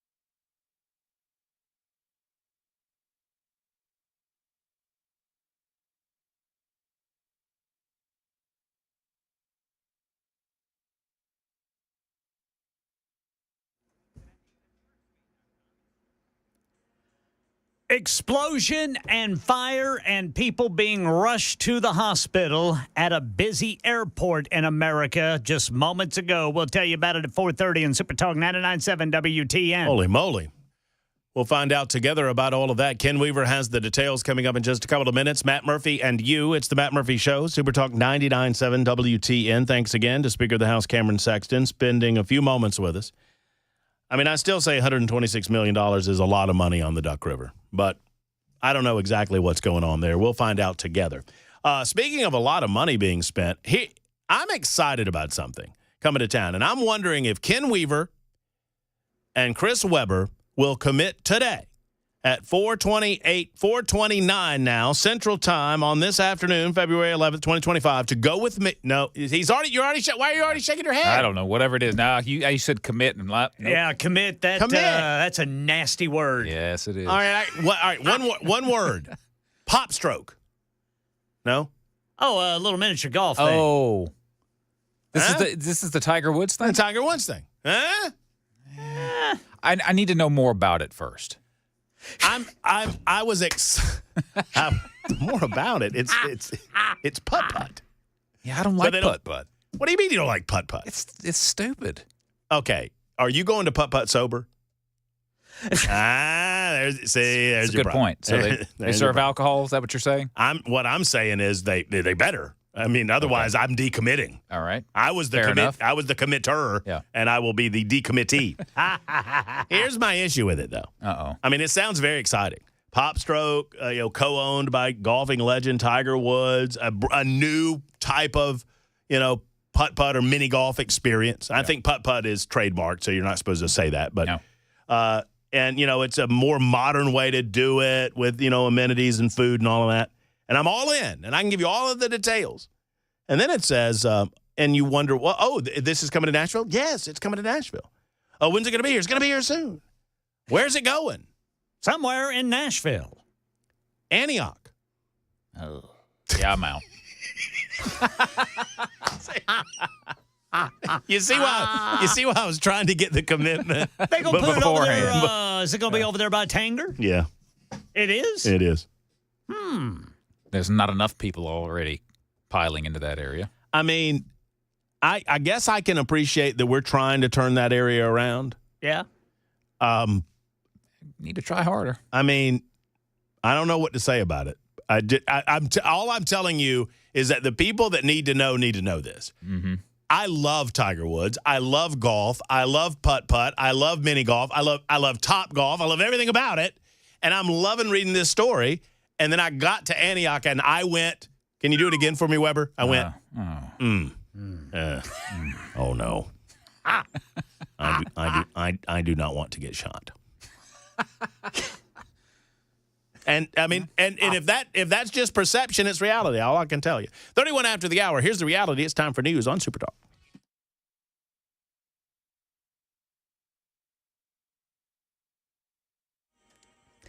I'm Ken Weaver with your top stories, and we're not supposed to dry out until Thursday at the earliest. Full forecast and traffic in 5 minutes. We are monitoring reports of an explosion and fire with injuries at the El Paso International Airport in Texas. Up to 4 people injured and rushed to the hospital, and images from the scene there show a lot of smoke pouring into the sky. Right now in Nashville, Metro Police Chief John Drake describes the suspects arrested today after a years-long sex trafficking investigation. One of the defendants is even identified as an enforcer who would stay with the victims in Nashville area hotels to ensure they did not flee and follow the rules. 2 of the defendants are accused of using their ties to the Venezuelan gang Tren de Aragua to scare women into complying with their demands. In all, local, state, and federal authorities arrested 8 men, some in Nashville, others in Texas and other states, and efforts are underway to uncover victims. Russia has released an American teacher it sentenced to 14 years in prison on drug charges. The White House says the release of Mark Fogel is a positive development as the U.S. works toward ending the war in Ukraine. King Abdullah of Jordan tells President Trump during a meeting with reporters in the Oval Office that Jordan will take in 2,000 sick Palestinian children as part of Trump's desire to rebuild Gaza. And Elon Musk took questions from the media in the Oval Office with President Trump today, defending Doge. There are good people who are in the federal bureaucracy, but you can't have an autonomous federal bureaucracy. You have to have one that is responsive to the people. That's the whole point of a democracy. That is the latest news. Traffic and weather next. I'm Ken Weaver, WTN News.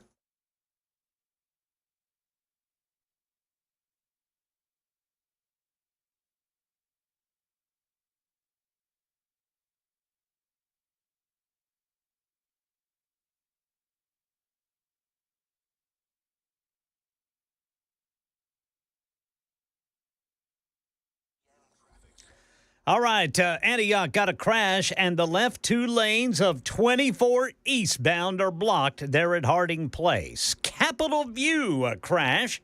On-ramp partially blocked. That is to go on to eastbound 40 from Church Street. In Brentwood, TDOT reporting a crash 65 southbound after Concord Road. And in Madison, police reporting a crash 65 northbound at Briley Parkway. Traffic every 10 minutes every morning on Super Talk 99.7 WTN.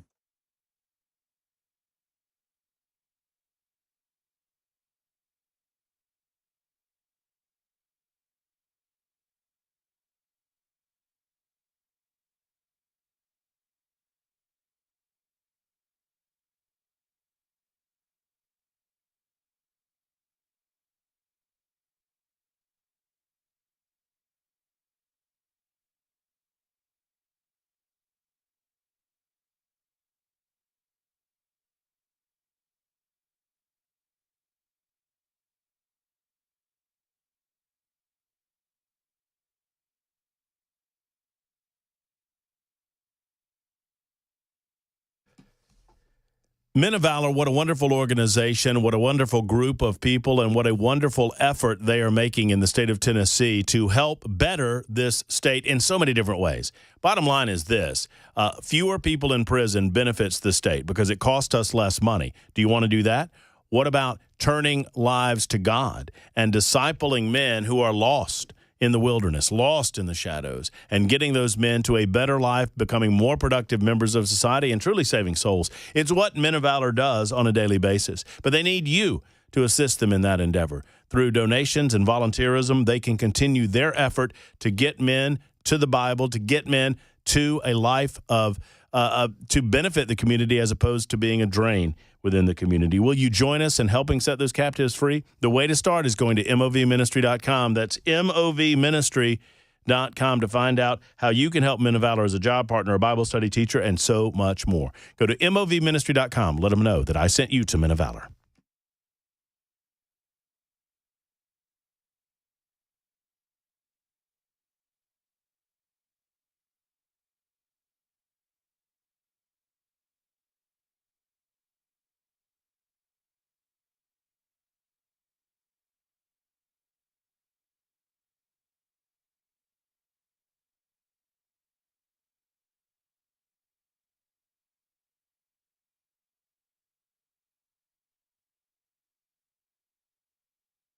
The guaranteed offer is the easiest way to sell your home.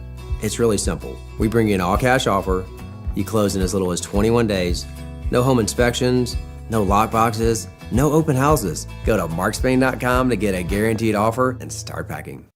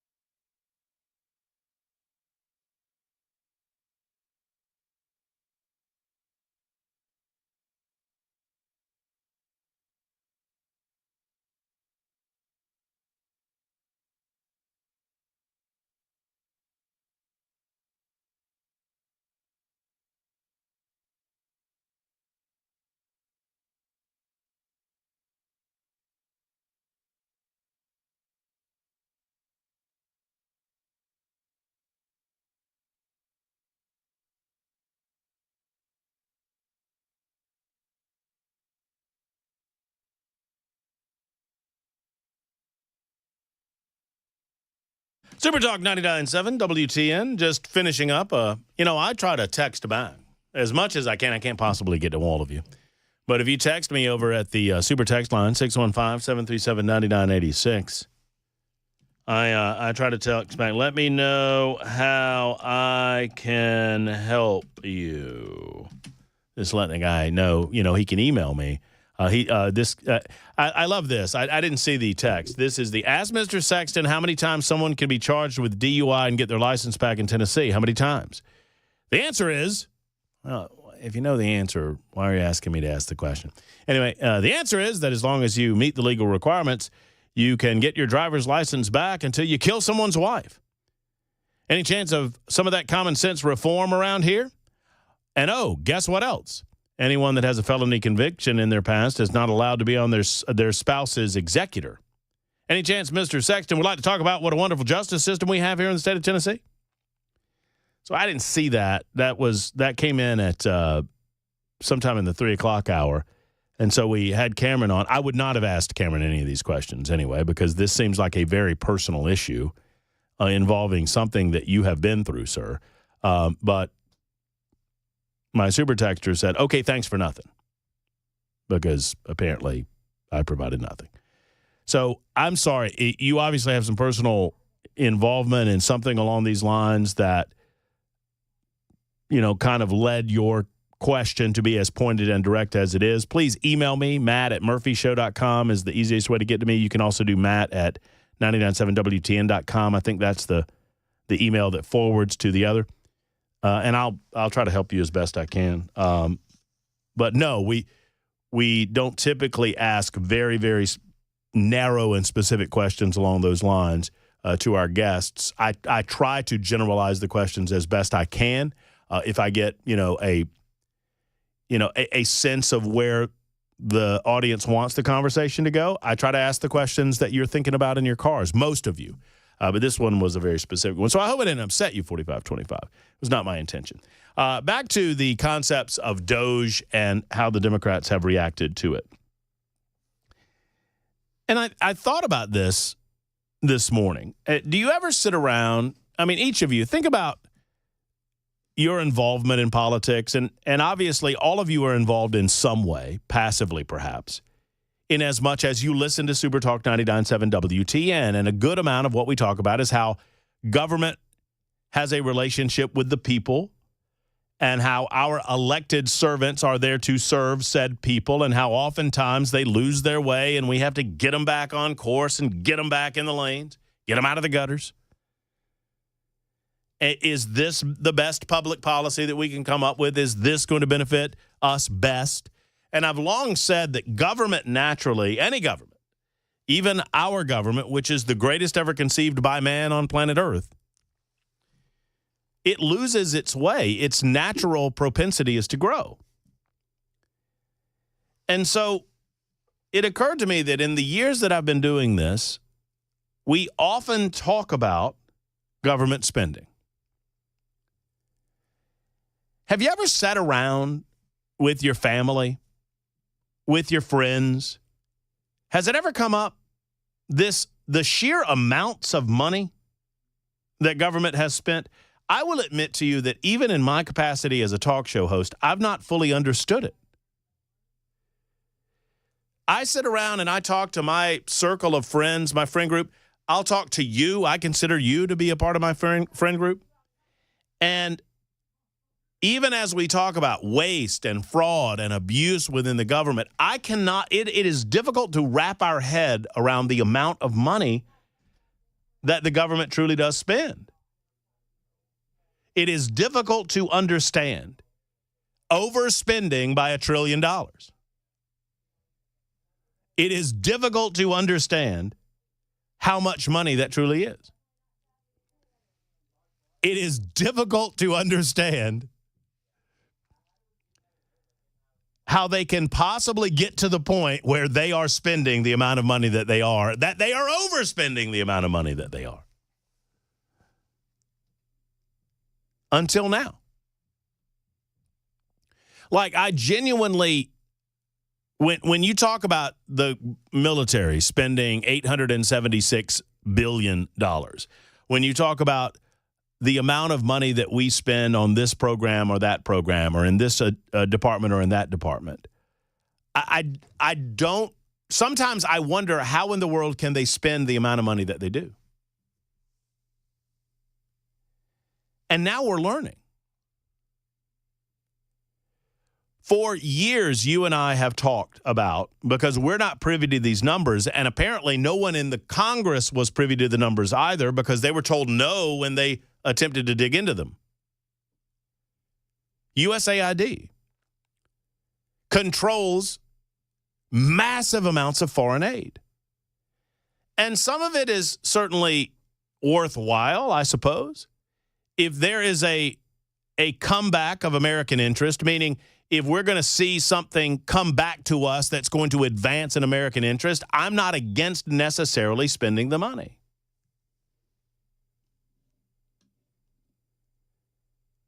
But the amount of money that we're spending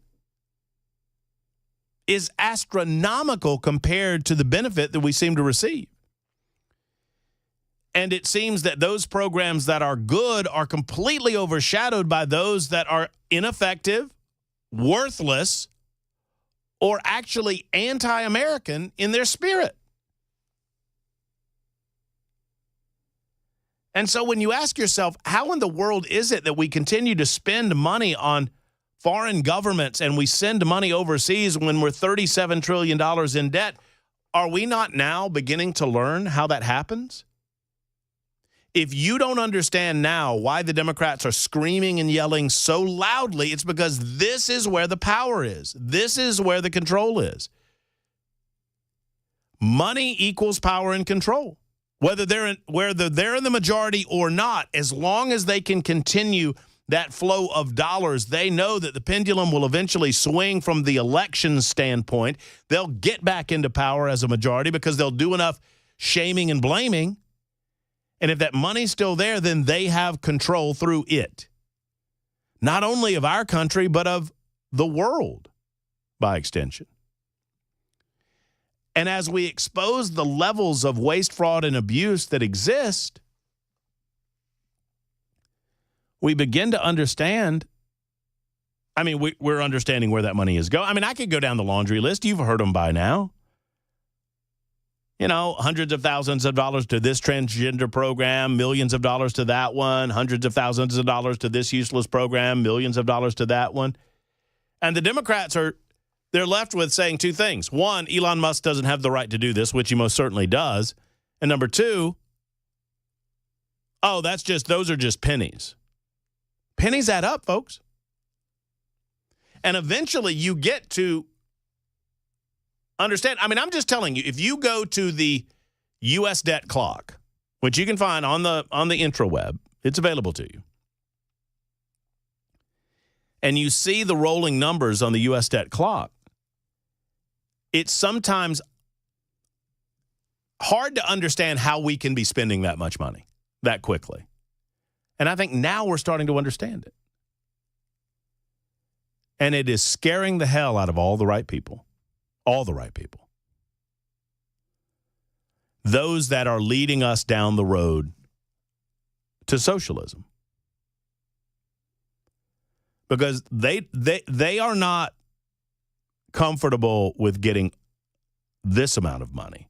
They don't want, and I mean this from the bottom of my heart, liberals like AOC and Bernie Sanders, it is not enough that they have power and control over some of your money. They want power and control over all of your money, every bit of it, and your life. They want to tell you how to act and how to think. They believe that is good governance.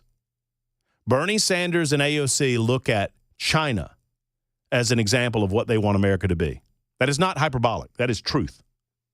That is truth. That is good government to them. Ken is in Manchester with a thought. Hey, Ken, hope you're well, buddy. Oh, I'm doing fine, sir. I listened to your program yesterday because I'm a avid listener. I have to listen every day to see what kind of stuff you're throwing out there. And the preacher down in Chattanooga said that Elon was stealing my Social Security check. Well, he's too late. He didn't get my check. It's been posted. So And I got my retirement check, too, from the military. So apparently Elon's not getting the money like everybody thinks he's going to get. And I think everybody should call in when they get their Social Security check posted or get it in their hands. Say, hey, I got my check. Wait, hold on. Say Ken, I got interrupted for a second. Our phones got janky. Say that last part again. I said everybody should call into the radio station when they get their Social Security check. That way it makes the preacher down there in Chattanooga look like the Jake ass that he is. Yeah, I mean, this guy, I refer to him. He's scaring the hell out of people, and what he's doing is just wrong. And you know what? I hesitate to describe it. If you didn't listen to the show, and thank you, Ken, for the call. If you didn't listen to the show yesterday, this pastor, the Right Reverend Dr. Steve Caudle, was speaking to his congregation. I think I could pull it up real quick if I have the time. He's speaking to his congregation yesterday, or over the weekend, Sunday, obviously. And he said to his congregation that Elon Musk was going to steal their Social Security check. That's what he said. Here he is. Here's Reverend Steve Caudle lying to his congregation in Chattanooga, Tennessee. And in this nation, I'm worried that we are on the verge of bloodshed. This is an attempt to take us back to a day that we do not want to go, and we will not go.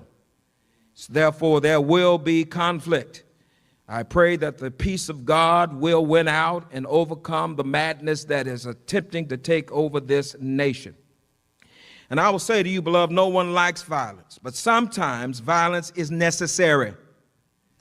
When Elon Musk forces his way into the United States Treasury and threatens to steal your personal information and your Social Security check, there is the possibility of violence. Sometimes the devil will act so ugly that you have no other choice but to get violent. And so a couple of things to unpack there. The mainstream media is completely ignoring this story. I could not find a story about it on Fox News this morning. Now, maybe I missed it. I cannot find a story on it regarding CNN. I mean, CNN is just going to ignore it. ABC, NBC, CBS, mainstream media ignoring this story. We talk about things that matter. And it matters when pastors are convincing their congregations, scaring the hell out of their congregations, trying to convince them that they're going to have their Social Security check stolen. It matters when they are promoting the idea of violence as right. They're promoting the idea of violence as acceptable, which is what Steve Caudle said. I don't know anything about the Greater Second Missionary Baptist Church in Chattanooga, but I would imagine they have a board. I imagine that there are deacons. I imagine that there are elders of the church, and they should remove this guy as their pastor if they are biblical in any sense of it, that he promoted violence based on a lie. He said he's stealing your Social Security check, so it's okay to get violent on the streets. And sadly, there are people that will buy into that. That is frightening. The level of ignorance. Intentional? Maybe. I don't know. I don't know if Dr. Caudle is a pawn in all of this, that he's been filled, his head's been filled with lies, and he's just regurgitating those lies, or if he knows what he's saying is untrue. One way or the other, it's wrong. So thank you for bringing a backup caller. I do appreciate that. 52 after the hour, you're listening to Super Talk 99.7 WTN.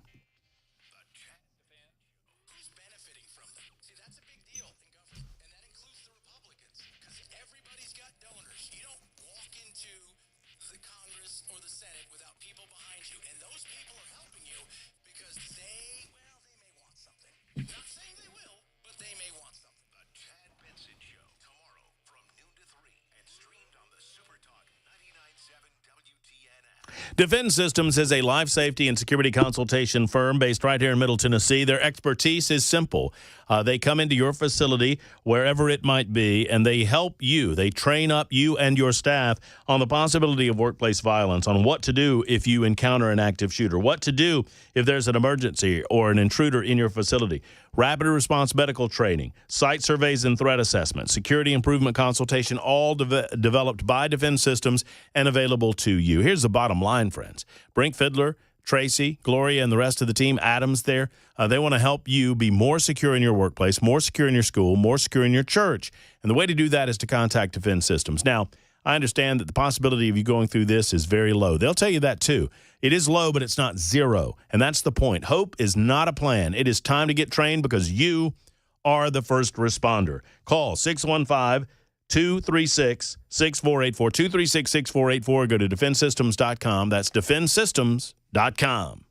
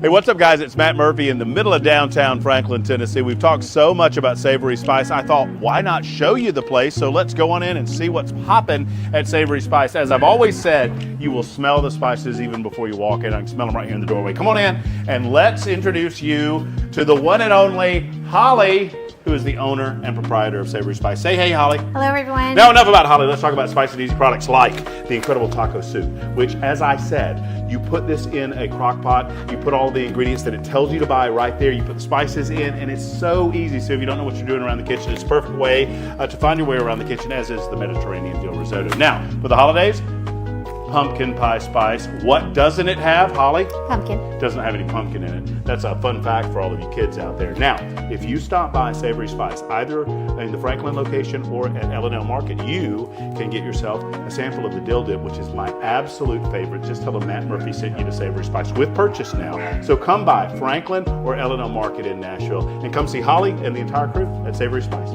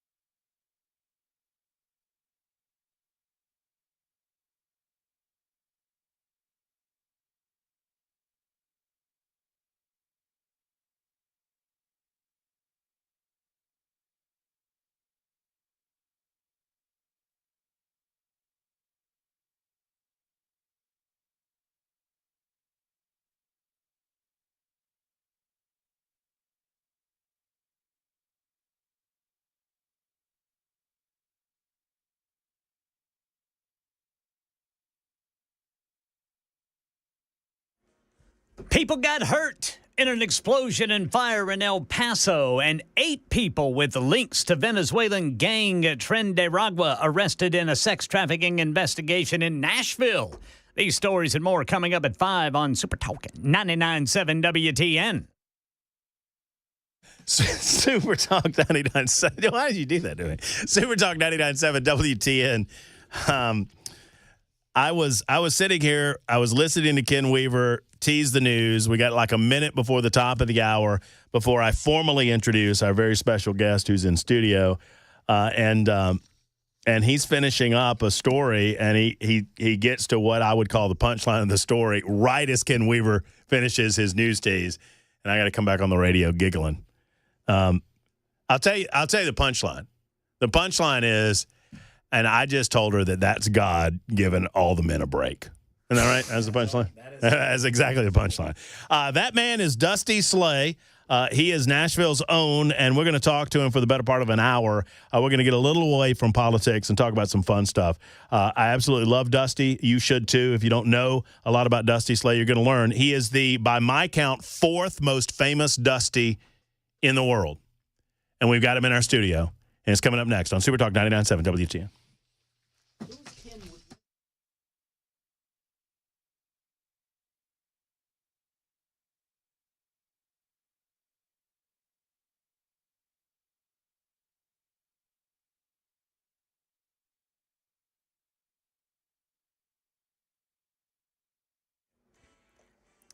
Five o'clock on the dot. I'm Ken Weaver with your top stories. Full forecast and traffic in 5 minutes. Right now in Texas, 5 people hurt, 4 rushed to hospitals after an explosion and fire at the El Paso International Airport.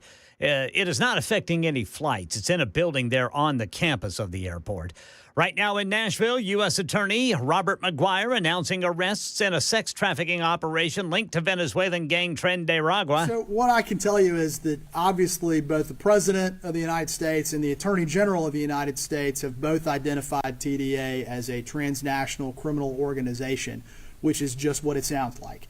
They have tentacles in a variety of different areas, whether it's commercial sex trafficking, whether it's narcotics trafficking, and then worse, the attendant violence that accompanies those criminal enterprises. He says some of the 8 men arrested today were in Nashville, accused of promising Central American women safe passage into the U.S., only to be forced into commercial sex acts in hotels to pay off exorbitant travel debt. American teacher Mark Fogel on his way home after being released from Russian prison today. Fogel had been held in Russia since 2021 when they convicted him of drug trafficking.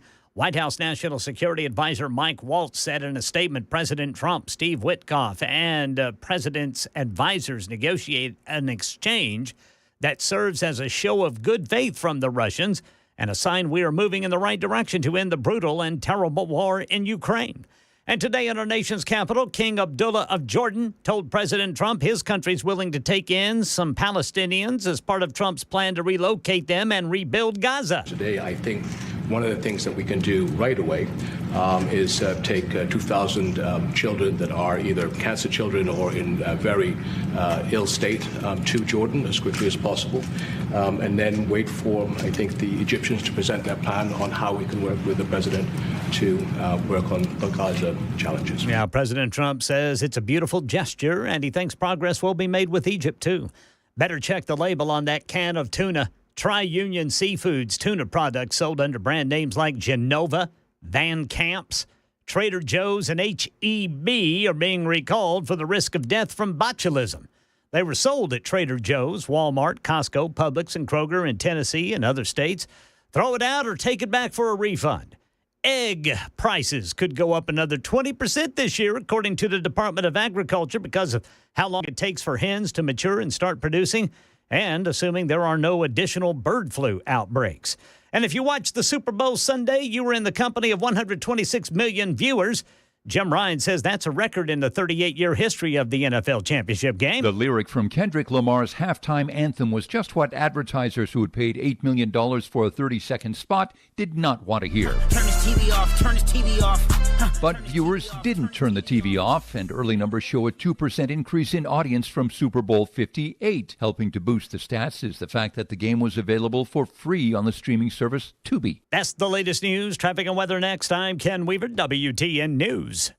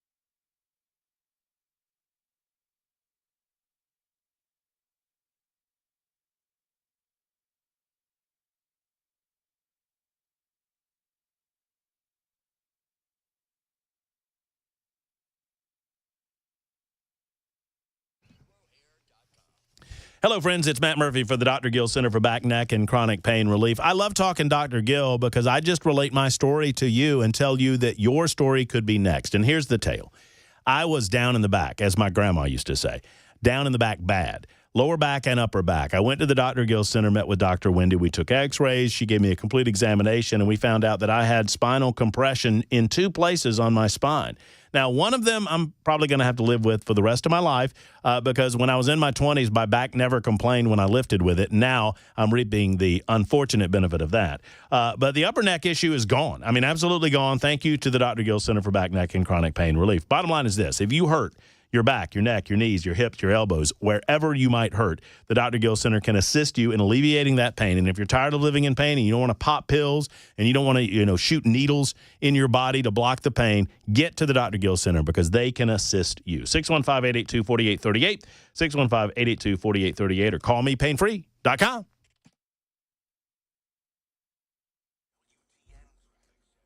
Southside got a crash. Right 2 lanes blocked, 40 eastbound after Fessler's Lane. In Clarksville, an accident blocking the left lane, 24 eastbound before Rossview Road.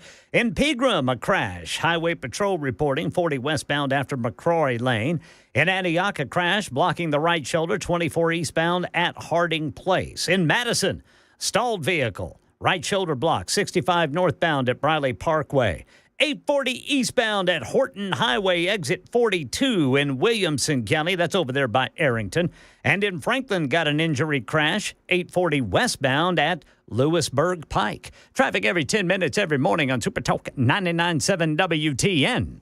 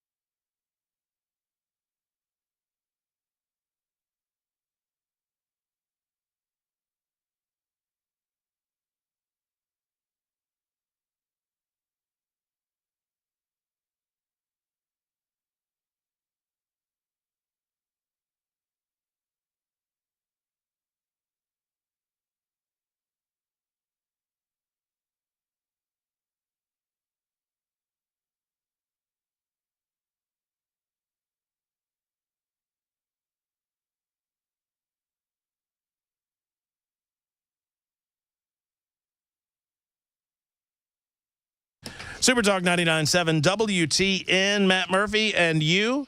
Thank you for being around. We appreciate you so much. It's 7 minutes after 5 o'clock, 7 after 5 on Super Talk 99.7 WTN. Let's get the pleasantries out of the way, and let's get the bad stuff out of the way. We're going to have a little fun this hour. The bad stuff involves the traffic, because apparently when it doesn't rain for a minute and it rains all day, we forget what it's like to drive in the rain, and we have done so. So the traffic is awful. It's been awful all day. As a matter of fact, hey, is Ken Weaver back there? I can't see him in the corner over there. He stepped out. He stepped out? Yeah. Okay. I'll wait on the Ken Weaver front then, because someone has some advice for Ken Weaver's traffic traffic. What does he do? Traffic. They're not forecast. What the hell? Traffic reports. Yeah. Thank you for helping me out. He said just a simple we're screwed will do for the rest of the traffic day. Yeah. So, that pretty much does it. There you go. Well, look, I want to move away a little bit from politics and talk about some fun stuff with a great guest and a great friend. I happened upon Dusty Slay's comedy when I first came to Nashville, Tennessee, and I just absolutely fell in love with it, fell in love with him. The fact that he was born and bred in Opelika, Alabama, and I'm proud to be able to pronounce that correctly. The fact that he is such a rising star and such a success and just really, truly an overnight sensation. It only took 25 years to be absolutely overnight. I sensation. Started comedy, and then there it was. And there it goes. He joins us in studio yet again, and for the first time in the afternoon drive slot. How's it going? That's right. You're up. You moved on up into the hot spot. I know. I'm feeling the pressure, so I needed to bring in the big guns. And I want to say, in Opelika, I've now received the key to the city. The mayor presented me with the key to the city of Opelika. That's pretty nice. Yeah. That means that you can go anywhere and do anything you want. My buddy told me that I should drive around with it, and then if I get pulled over, show it to the police and go, better luck next time, guys. I don't know what to tell you. I mean, I got the key to the city. I just might want to go solve some crime somewhere because I'm moving right along down the road. Hey, with traffic, Google Maps now has things where it always tells, you're like, oh, there's a cop up ahead. Is he still there? And they want you to, it's really distracting. Mm-hmm. You just seen that? Yeah, and today, thing. I saw when it said someone reported that there was low visibility. Like, who's driving and you can't see, but you're also like, let me report Let me get that on the phone. Yeah. I mean, what? I've never done the Waze, but the people in my life tell me I'm the mayor of Waysville or something along. And it's a game. And I just don't think that's a very smart game to play while you're trying to drive a 4,000-pound vehicle. Yeah. Well, Google Maps is doing it now. They're taking over. Google's taking over everything. Oh, sure. Yeah. Oh, yeah. But it's fun. It's fun. They go, is the cop still there? And I'm like, I feel like somehow I'm participating in this snitching on the cops, I'm like, yeah, they are still there. Slow down, guys. Slow down. Oh, the old school CB radios, right? I mean, did you ever play with the CB when you were a kid? My dad had one at the house. He had them in the truck, but he also had one at the house. My granddad had one at the house. Yeah. My granddad was a self-employed mechanic. He worked in construction mechanics for a long time, and then when my mom got sick, he had to go out on his own. Yeah. And at the beginning, he would scout broken down 18-wheelers on the interstate. Oh. And he would go out to try to help them out. Wow. And he used the CB to do that. Oh, okay. At the house. And so I would get on, 8-year-old Matt Murphy and Breaker 19. Oh, yeah. Breaker 19. And you're had a little high-pitched country voice. Well, how right. are we? Right. And I forget. Somebody asked me my handle. I didn't know. I knew my grandpa was the Georgia Grease Monkey. Oh, that's what he called himself. Wow. And so I knew I had to have a handle, and I was trying to pretend to be grown. And, of course, I thought they were buying it, and nobody was buying it. And they asked me my handle, and I was, deer in the headlights. And so I came up with Superman. Oh, okay. I thought it was pretty good. inventive. That is good, yeah. Oh, my handle's Superman. Superman. And you're like, Breaker 19, I'm a kid just trying to talk to some truckers out here. You can do that in 2025. You're never seen again. I know. I mean, the things that we got away with when we were kids. Yeah. It's insane. Well, you didn't have, it's like, we're just bored. There's no internet. And you're just like, well, let's do something. There's a CB in there. Yeah, well, or you go out and you just build a fort in the woods. Yeah. You take sharp objects, you can take them into the woods, you build a fort, and you come home when it's night. Yeah, you build the fort, but never play in it. I mean, once it's built, that's it. No, the building of the fort was the play. Yeah. Right. So you've had, for those who don't know Dusty Slay's year, I feel like it's been a fair year for you. It's been a hot year. My Netflix special came out early 2024 called Working Man. It's really good, and we hit number 2 on all TV shows of Netflix. Number 2? Number 2. What beat you? I forget now. It was. You gotta know that. You gotta know that competition. I forget, but this is what they told me. With TV shows, it's amount of time spent watching it, right? So a TV show has many, many episodes, and then my special is just one episode. Mm-hmm. So to get number 2 over TV shows is huge. You're leapfrogging all of these shows that have only murders in the. I know it's a different platform, but you're leapfrogging these things with 100 episodes. Yeah, yeah, that's pretty good. So it's pretty awesome, And then I've I did the Tonight Show in 2024. I just did it again this year. I mean, you were just with Jimmy. I mean, tell me what is this like?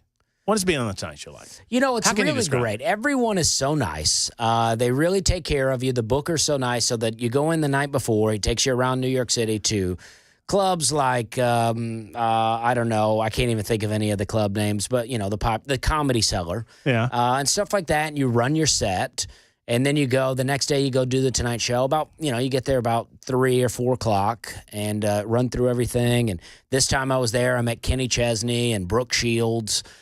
Brooke Shields asked to take a picture with me. Very exciting. And then did you tell Hannah? Was that a hot topic right after the show? Well, thankfully, Brooke is a good bit older now. Well, I mean, what do you mean thankfully? I mean, as far as my wife goes. Oh, I see what you're. You know what I mean? Yeah. There's no questions being asked. Right. Did she ask you who requested the photo? No, I told her right away. I want my wife to know what's going on out here. And you're like, hey, I can't help it. Yeah, I want her to know. I asked to take a picture with Kenny Chesney. Brooke Shields asked to take a picture with me. So that's where we're at. That's pretty. Is Kenny? I don't know how to put this delicately. I hear that Kenny is a small man. He was. It's funny. He was shorter than me, and Brooke Shields was taller than me, I think. Well, there you have it. Yeah, so it was fun. Yeah, and he wore, he had like a winter hat. Some people call it a toboggan where I come from. But I love a toboggan. My wife's Canadian. She says that's a sled. A toboggan. That's what they call a toboggan. It's a sled. I grew up in Georgia. We called them toboggan. That's what I called them in Alabama, toboggan. Yeah. But he was wearing one of those, and I got a picture with him. And then later he put the cowboy hat on, and I wanted to be like, oh, now let me get a picture with you with this. But I don't know. It felt like too much. I'm like, I can't be, going through your whole wardrobe change trying to get a picture with you at each stage. Well, sure. I mean, yeah, that might be a little awkward. Hey, Kenny, can I get a photo with you when you change out of your Tonight Show clothes and into your regular clothes? Can we get one of those to kind of close out the night? In your car on the way home. But it's great. Jimmy Fallon is so nice. He's such a nice guy. People get mad, about. So my mom goes, don't let Jimmy cry on you. I go, that's Jimmy Kimmel. She goes, oh yeah, you're right. I mean, but you know what? I mean, and I'm not trying to drag you into political discussion, but Fallon, I feel like Fallon decided, and maybe he didn't, but I feel like he decided, look, all these other guys have decided they're going all in on politics, whether it's Seth Meyers or Stephen Colbert or Jimmy Kimmel. I'm going to try to catch everybody else that I don't think want to deal with politics at 10:30, 11:30 at night. Yeah, I think he just does a fun show. He's got a joke or two here and there, but I think he just does a fun show. I mean, he got the hell beaten out of him for tousling Trump's hair back in the day, right? Remember that? And everybody got mad at him. Like, what? I mean, if we can't tousle the dude's hair, I don't know where we're at. Guys just trying to have a good time out here. Jimmy Fallon's just running a solid show. By the way, is Weaver back yet? Because Ken Weaver, you need to know something. I'm right here. Dusty Slay got here. Dusty Slay, star of Stage and Screen, huge comedian, and the only person you want to talk to is Ken Weaver. I'm a big Ken Weaver fan. Hey, Dusty. Yeah. How you doing, man? I like your beard, dude. Thank you. You too. I'm very excited to be here. I mean, no, it's a lot of fun. We have a good time every day. And I'm excited every so often. I'm just going to pull the curtain back because I fanboy when Dusty gets in because I'm a fan of his comedy. And there he is. He's doing Netflix specials. He's on stage he's taking pictures with Brooke Shields. Brooke Shields, man, is asking Dusty Slay to take pictures. Yeah. And so I'm obviously fanboying over here. And then occasionally, every so often, Dusty makes a comment about what I'm talking about on the radio. It's like, holy crap, I need to get my crap together. It's a good time. There was a guy, you were trying to get a guy a date the other day. Not you, but Dan Mandis was trying to get a guy a date. I said, bring him to my show. And so, right. Yeah. I mean, is that not the perfect place for a date? Perfect show. Yeah, perfect place, I mean, everybody's going to have fun. We're going to laugh. Is Brooke spoken for? Well, I don't know. I'm married, so I don't usually ask those questions, Well, I go, hey, by the way, married? so's Ken Weaver, I would note. Well, I'm talking about, for KGB. Oh, yeah. Oh, I see. I go, you married? I mean, I am, but I'm just wondering if you are. What do you got going on? So, working man, incredible. But everybody wants to know what the next thing is. You got another one that you're working on doing, well, right? in Nashville, I got a show tonight. I got a show on February 25th at Zany's. And then February 28th, I'm filming a new special in Chattanooga at the Walker Theater. That's pretty cool. So I don't know where it'll be. We're hoping Netflix, but I don't know. I'm just going to film it. That's what I did last time, and then Netflix bought it. So I'm pumped. I think my hour I'm doing now is better than the last special. And I'm fired up about it. Well, you have to feel like you got a little gravitas over there with the Netflix if you were the number 2 show, right? You feel that way, but I guess, one doesn't necessarily lead to the other. Is that? I think so. I don't know. I think I'm reaching a demographic maybe that they're trying to reach, that they don't know how to reach. I get recognized a lot at Home Depot, and stuff like that, and at the gas station and at barbecue restaurants. But they just think you work at those places, I would think. Probably, yeah. They're like, hey, where's the bathroom? Where's the plywood? Yeah. And I'll tell them, Right. I've been around there enough. I'll tell them. Send them the long way around if they ask where the bathroom is. Yes, sure. exactly. Yes, sir. You look like a man who needs a bathroom. You just head that way to the back. Yeah. Sure. When I worked as a vendor, I was, sold pesticides to Lowe's and Home Depot. That's what people would do. They would thought I worked there. And I would help them, unless they got an attitude with me. And that was the best thing. You just throw your hands up and go, hey, I don't work here. I don't even work here. I don't care. You're asking to talk to my manager. I don't even work here. Yeah. I don't know what you're talking And they're about. like, you used to sell this. And I'm like, no, we didn't. And it's great to be able to argue that way because when you're just the vendor, the customer's not always right. And that's a lot of fun. There's no consequences. Right. Just walk away from the conflict. Yeah. All right, real quick timeout. Dusty's with us for the better part of the hour. He's going to be at Zany's tonight. And we don't know if there are tickets available tonight, but maybe. I think there are Let's some. go. The show has been selling out every month, but I did this one very close to the last one, and I have 2 in 1 month. I may be overreaching here, but it's been selling out every time. Well, people love you, especially around. And it's a hot show. I put on a good show. I want to ask you, I want to go back to the Tonight Show in a minute, and I'll hold on to it because I want to ask you, well, I'll go ahead and ask you this. Is it difficult to I'm watching the Tonight Show. There's Dusty Slay. And you got the time compression. It feels like that puts additional pressure on somebody like yours. Well, absolutely. When I do a live show, I do anywhere for an hour to an hour 20, Right. And then I'm doing 5 minutes and there's no room to mess up. You just gotta get it right. And you just have to and it's just a byproduct of the nature of what you're doing. You just have to just jump in there. Just go. Yeah. Let's make it happen. And all of them have gone well for me. I've done it 5 times now. They've all gone well. But in practicing, sometimes in these other clubs, it's not going well. I'll be, the night before I'm in a club doing my Tonight Show set, and it's kind of bombing. And I'm like, no, I'm just here to run this set. So I just keep doing material that's not working. Where if I'm doing my own live show, I can pivot, do something else. Right. And then I get off stage and I'm like, wow, this is what I'm about to do on national television. Do you ever feel like, and I guess this changes from venue to venue and crowd to crowd, but do you have an awareness of it's them and not you? Or is that in your mind at all? Yeah, to a degree, it's when you do material, because if I'm going to do something on the Tonight Show, then it's something I've done over and over again and proven itself to be funny. Right. So then when you find yourself where everyone in the room that night has decided these jokes aren't funny, you're like, how did this happen? How did everybody that hates these jokes come to this show tonight?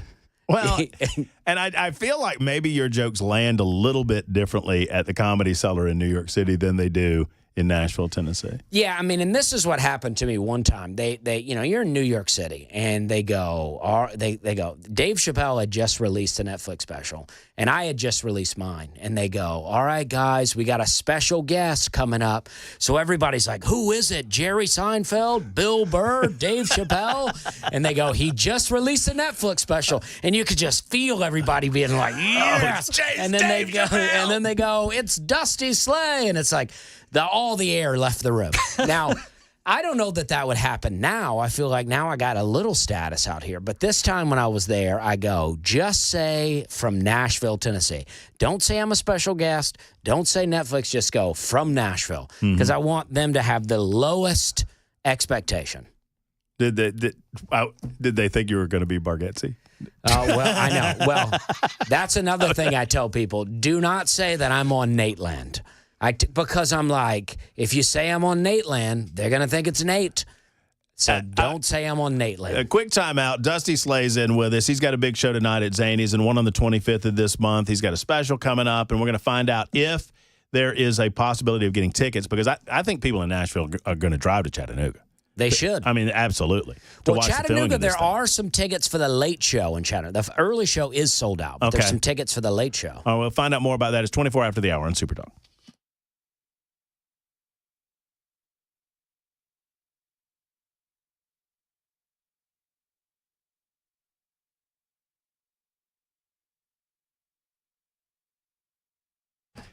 Hey, friends, it's Matt Murphy for the Tennessee Men's Clinic. Guys, I love talking to you about this, but I also understand it's a very sensitive topic, right? Because some guys, when you reach a certain age, and most guys, by the way, 50% of men have T levels that drop to the point that you notice energy performance loss, right? And that doesn't necessarily manifest itself in the bedroom or through intimate activity, but it can.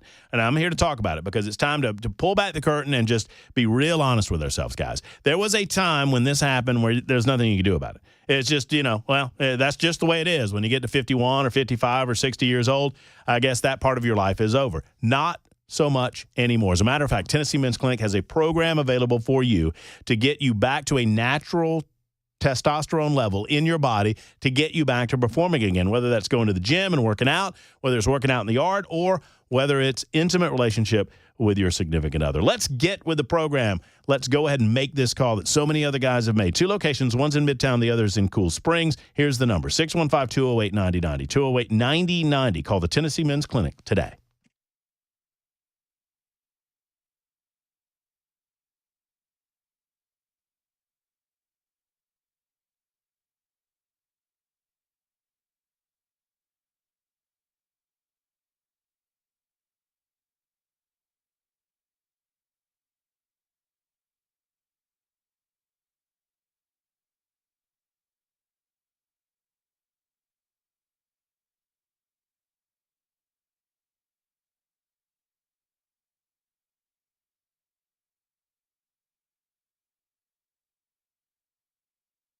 The guaranteed offer is the easiest way to sell your home. It's really simple. We bring you an all-cash offer. You close in as little as 21 days. No home inspections, no lock boxes, no open houses. Go to markspain.com to get a guaranteed offer and start packing.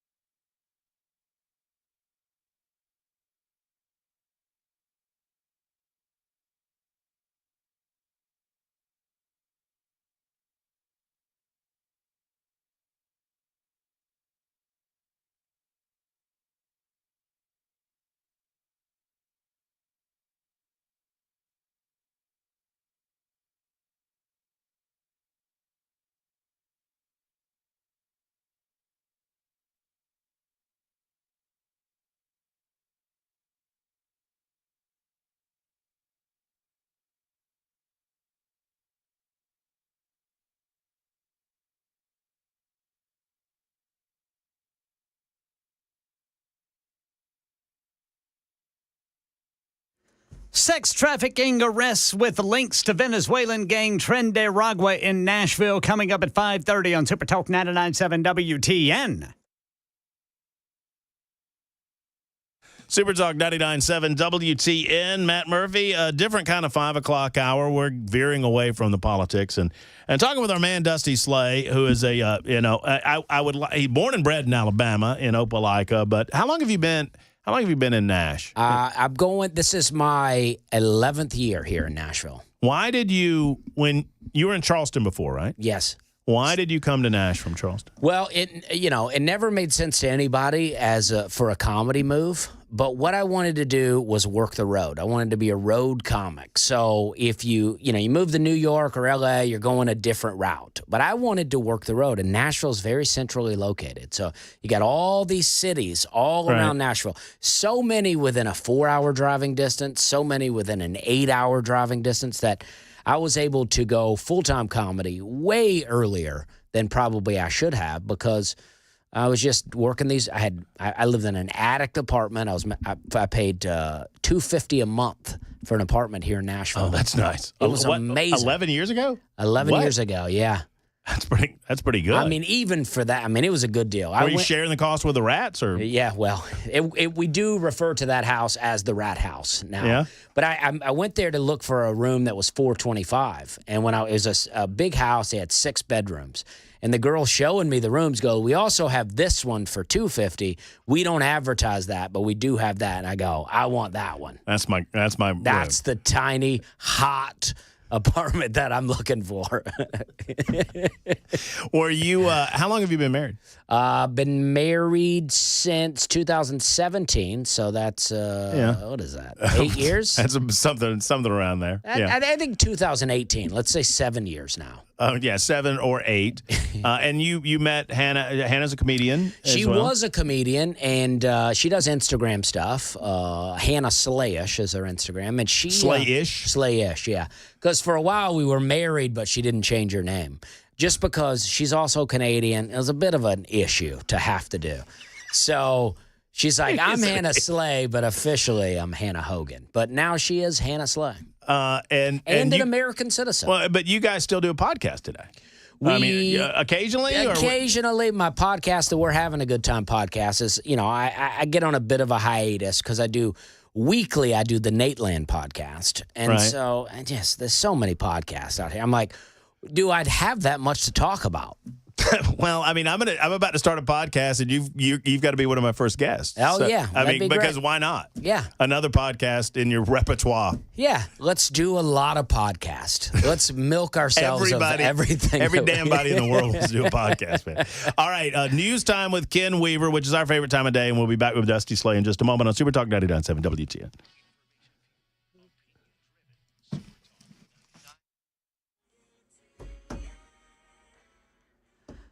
+100 million people in the U.S. under some sort of winter weather advisory or warning, and here in the South, it's just rain. Thank goodness. I'll take that. But it's a lot of rain. Full forecast and traffic coming up in 5 minutes. Had a big announcement in Nashville today from local, state, and federal authorities. Today, we arrested 8 individuals in Tennessee and other states as part of a long-term investigation into human trafficking and gang activities led by members of TDA. We have rescued dozens of victims exploited by this gang. TDA being Tren de Aragua. Authorities say these men tricked Central American women with safe passage into the U.S. only to force them into commercial sex acts in hotels to pay off what the cartels were charging them to travel. Over in the nation's capital, Karen Travers on President Trump's plan to relocate Palestinians and rebuild Gaza. President Trump says he doesn't have to threaten to withhold aid to Jordan and Egypt if they're not willing to take in displaced Palestinians from Gaza. We contribute a lot of money to Jordan and to Egypt, by the way, a lot, to both. But I don't have to threaten that.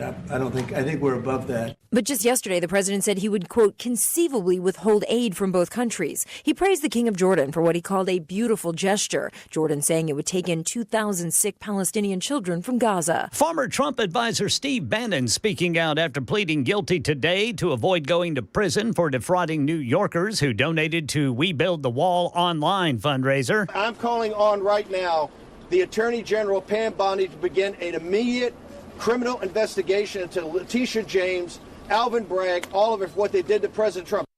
That's the latest news. Traffic and weather next. I'm Ken Weaver, WTN News.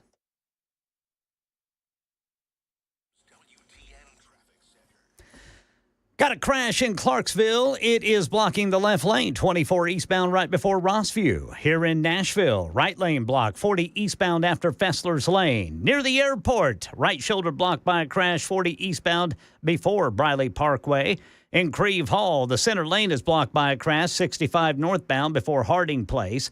In Williamson County, 840 eastbound at Horton Highway. That's over there by Arrington. And then in Antioch, got a crash, 24 eastbound after Hickory Hollow Parkway. In Hillwood, a crash, right shoulder block, 40 eastbound at Charlotte Pike. And then back to Franklin for this one. The right lane is blocked, 840 westbound at Lewisburg Pike. That's a crash there reported by TDOT. Traffic every 10 minutes every morning on Super Talk 99.7 WTN.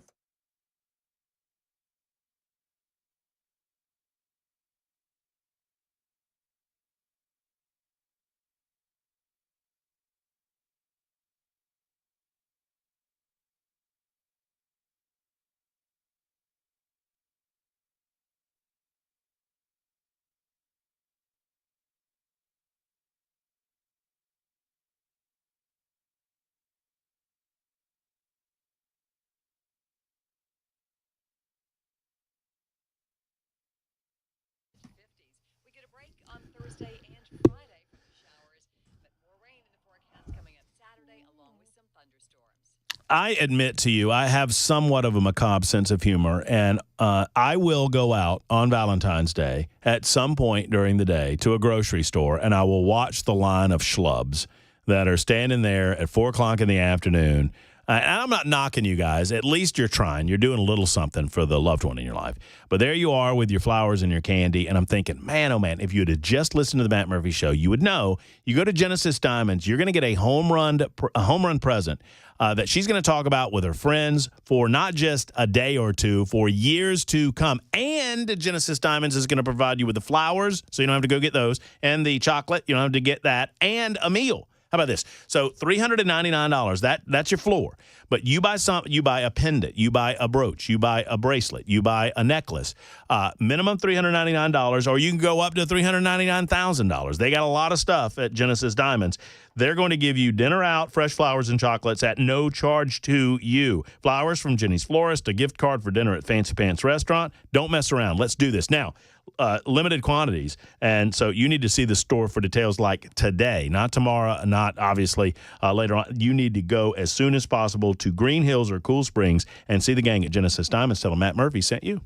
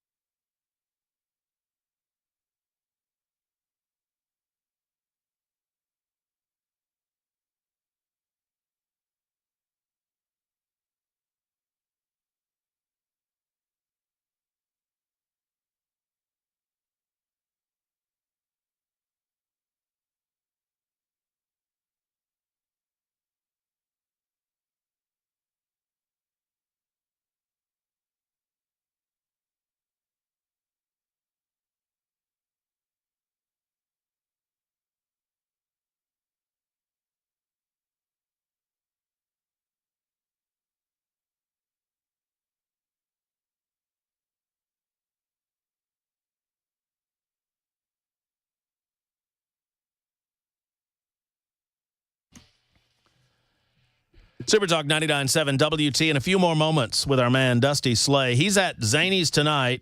It's Z-A-N. Well, hold on. That's right. I was spelling it right, but I don't know if it's just Zanies.com. Is it anything? Oh, I don't know about that. I don't know. So I'm going to find out before I start spewing this out. It's Z-A-N-I-E-S. Let's just go to Zany's. There's Zany's Comedy Club. It is Zany's. It's Zany's.com. You can go to DustySlay.com. Oh, that's easy. Yeah, that's there too. Now I don't know how to spell Slay. Now I'm confused. S-L-A-Y.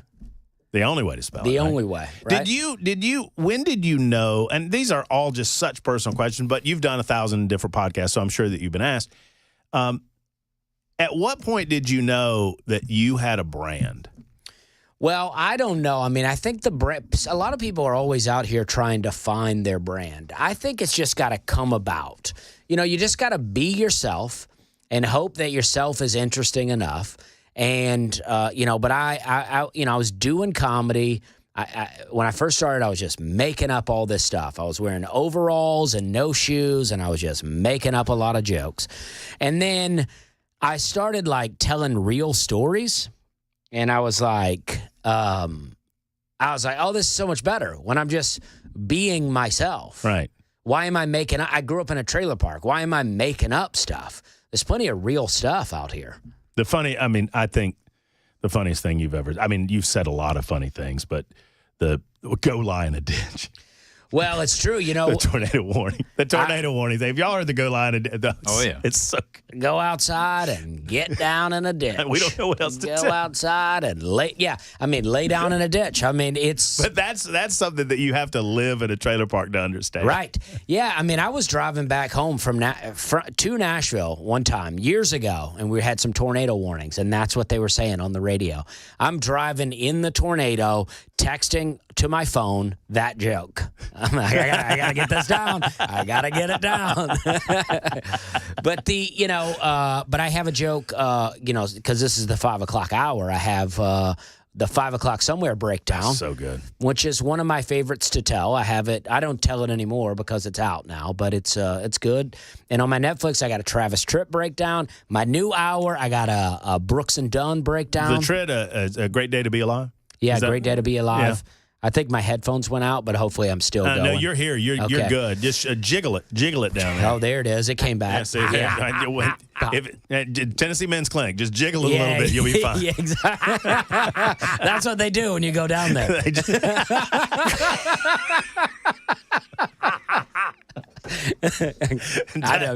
I'm Dusty Slay for Tennessee Men's Clinic. That's awesome. Anyway, the song breakdowns. Is it hard to when you find that, and it's gold. You hear them laugh, and you know how funny it is. Is it hard to realize that it's time to let it go? Yeah, I think, once you record it, that's the great thing about being able to do a special or anything like that is once you record it, you can let it go. Because now it's not, because before recording things, if you let it go, it just kind of dies. Now it lives on the internet. And you have to let things go in order to write new jokes. James Gregory told me one time, R.I.P., he said, somebody asked him why he doesn't do more new jokes. And he goes, well, every time I add a new joke in, I have to take a joke out. And then people go, why didn't you do this joke? But I just believe that in order to stay fresh, you got to keep writing. Is that what you're in the middle of doing right now? Are you mentally and actually putting the special together? Well, the special I feel like is together now. Yeah. It's where I want it to be, but I got, about 6 more times that I get to do an hour before I actually record it. Mm-hmm. But I feel like it's already there. I like it exactly how it is, but there'll be some few fine-tuning things. And then after that, I got to write a whole new hour. So I'm hoping there's enough time in between recording it to where it actually comes out, to where I can write a whole new hour that's good enough to do before the special comes out. I'm dangerously close to getting to a place where I'm asking how do you come up with your jokes? Which I hate the idea of even asking that. But, do you ever come up with a concept, think, that would be really funny. I'm going to flesh that out. And then at some point down the way go, you know what, this doesn't work. All the time. All the time. I mean, but there are, sometimes you put something away for a while, you come back to it, you got a fresh look on it, and it comes, now it's like better. And you're like, all right, now it's working. Do you, and I'm just naturally curious about how you guys do this, do you ever, whether it's Bates or Bargett, whoever it might be, people on the road, do you throw one out at them to see how they respond to it, or do you just kind of keep it to yourself while you're trying to figure it out? Yeah, I just keep it to myself. Like I'll try it out on stage, and Brian Bates is great for this. But if he's in the audience, he'll watch, and I'll go, "Do you have any notes? Do you have any thoughts?" But it's best to try it on stage. And some of my other friends that I came up with in comedy, I feel like they're really good at that because we all kind of learn to write jokes together. Oh, man. So tonight you'll see, you'll probably, if you're going to the show tonight, you'll probably see some of the stuff that you're going to lay down in Chattanooga, right? Yeah, I mean, this show, there'll be a couple other people on it, so, it may not be the full hour, but you'll get a full hour of my comedy. And I may try some new jokes because, I got some new ideas. Do you like this is a stupid question, but I'm going to ask it anyway. Do you like doing podcasts? Do you like that format? I mean, it's got to be a lot different. I do like podcasts, but there are so many podcasts now, and it's like we're just out here. I just think sometimes, how much can I talk? But apparently I can do it a lot. I did 2 hours of radio this morning. I was calling different radio stations. I got a radio guy that gets me set up. So I call a new place every 15 minutes. I go, "Hey, it's Dusty Slay," and then and then I did. And now I'm here, and now I'm about to go do a show. And Monday I did a 2-hour podcast, and I can talk. I mean, that has to be tough though. And I'm asking as a guy who, I mean, you're on another radio station, right? Here you are, but. I mean, you've got to. It's part of the job to keep it fresh. To, act like you're interested. I mean, I'm not saying you're acting all the time, but there got to be some times where it's been a long night, you're tired, but you gotta go. You gotta make it happen. Yeah, I mean, on stage and in studio, you're like you can come alive because you're like, this is exciting, this is fun, this is what I've always wanted to do. So like if I'm tired, but I'm still like, well, this is what. I used to email radio stations all the time, and no one would have me on. So to be on here, I'm like, yeah, we did it, How many hats do you have? I have an unbelievable amount of hats. I want to do a video one day where I try to feature all of them, rapid fire, and I think even rapid fire would be a super long video. You play favorites, though.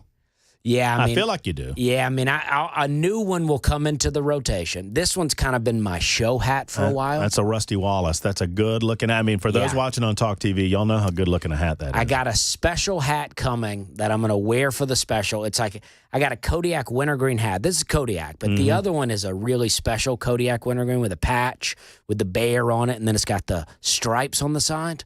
Really good. So I'm having one made that's my own hat, special edition that I'll wear on the special. It's going to be good. All right, you're still selling the hat. You're still selling the Dusty Slays, right? Oh, yeah. But this one will be a Dusty Slay hat, too. But with the stripes, it costs a lot to have these made, so it'll be a special edition. But all right, so pumped about it. You also pump out videos talking about the property.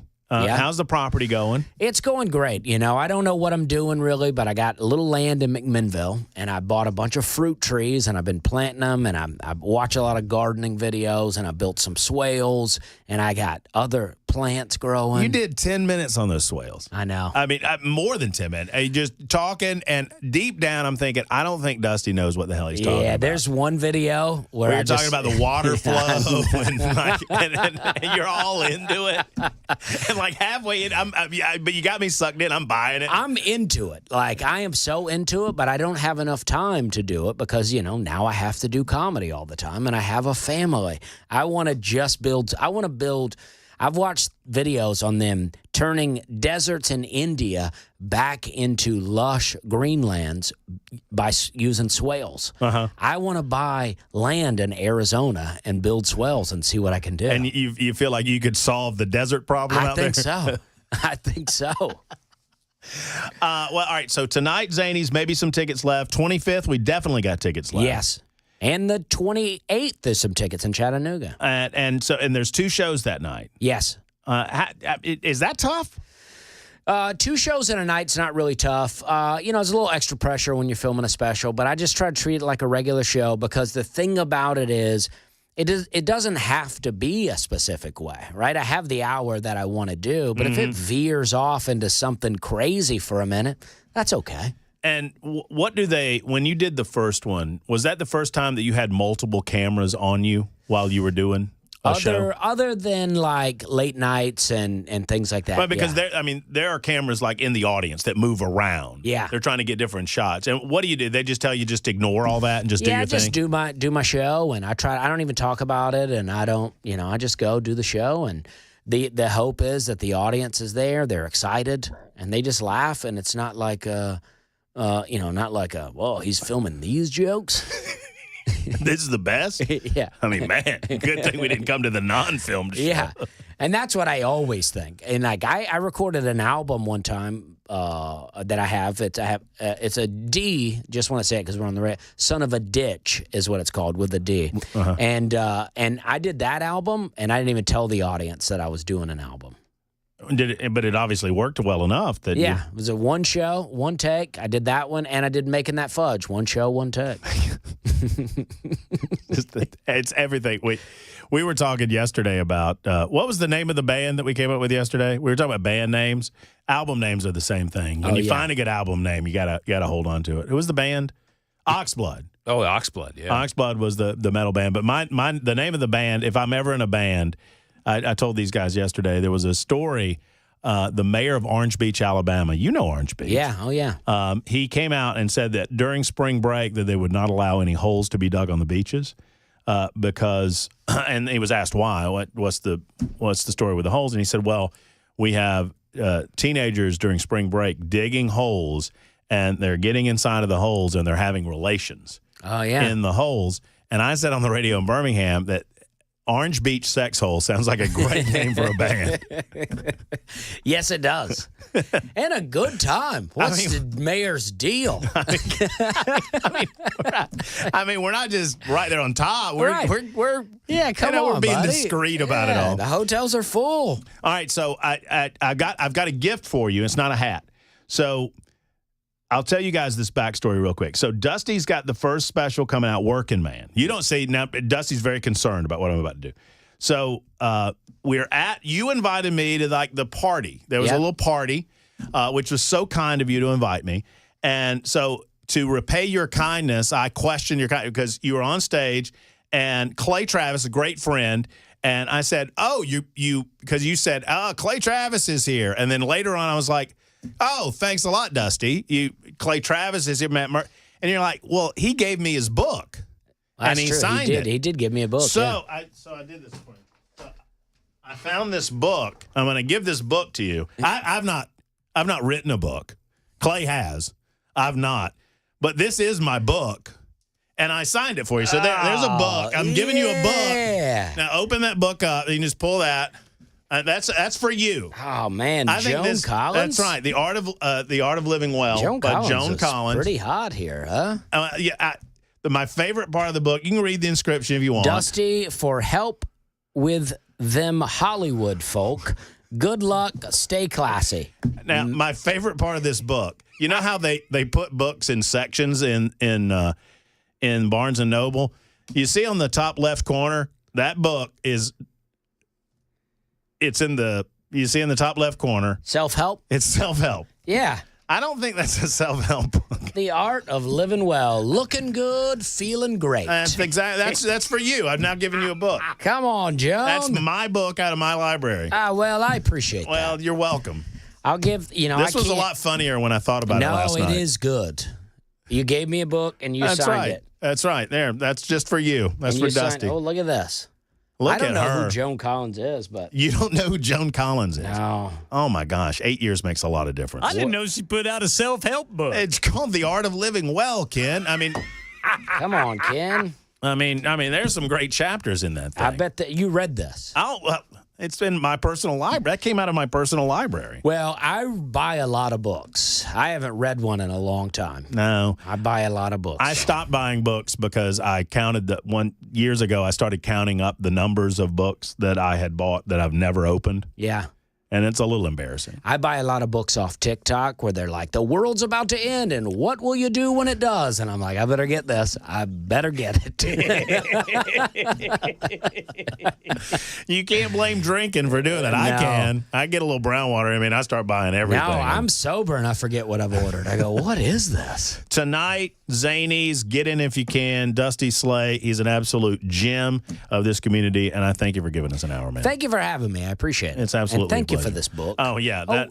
Do you have time to tell me the other famous Dusties? Oh, crap. We almost forgot. Yeah, I got a second. We can run a little late. So thank you for remembering this. So Dusty's going to guess who we think beat Dusty out as the most famous Dusties.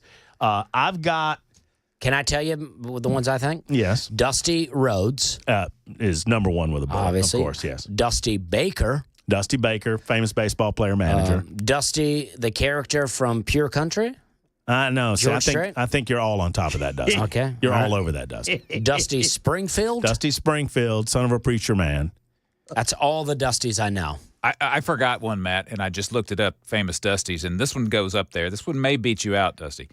Dusty Hill, the late Dusty Hill from Dusty ZZ Top. Hill, ZZ Top. yeah. I think that pushes you to number 5, Dusty. Okay, well, who? Okay. But I frankly believe that this special comes out, and I think you're jumping Dusty Springfield. I think so. Dusty Springfield's on I got to be the Dusty S. And by the way, Dusty Springfield, your name is Dusty. Yes. Has always been Dusty. That's true.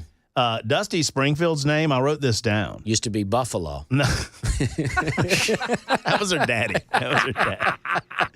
Her name is Mary Isabel Catherine Bernadette O'Brien. Wow. That was a good so choice. she went with Dusty. Yeah. That's when Dusty becomes the preferable option. Go see Dusty tonight. You'll do a good man a favor, and that's me, and you'll see a great show. Thank you, Dusty. All right, thank you. There's Dusty Slay. We'll be back in a moment on Super Talk.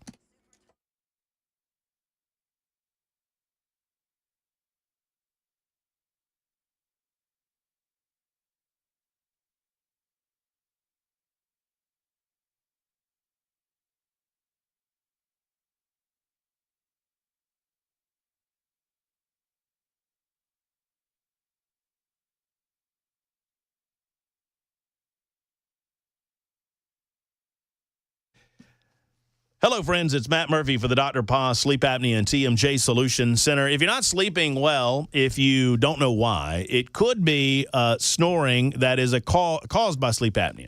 And if that's the case, that can lead to serious health problems. Folks, you need to get this handled. I would encourage you to get a sleep test. And if you've already done so and you know that sleep apnea is an issue for you, I would encourage you to go to the Dr. Pa Sleep Apnea and TMJ Solution Center, along with Dr. Brian McLaughlin. They are helping people just like you. Now, CPAP machines are out for me. They always have been. I could never wear CPAP. But I learned that I'm one of the few people that do not snore very much, but I have mild to moderate sleep apnea. And with that, I got myself an FDA-approved oral device. It's incredible. It gently holds your jaw forward. You don't snore, and you sleep better because the airway, it stays open. It's just that simple. 2 locations in Brentwood and Murfreesboro. For your convenience, go to drpos.com. That's drposs.com. drpos.com. I implore you, if you have sleep apnea, do this for yourself. Your health will benefit as a result. drpos.com.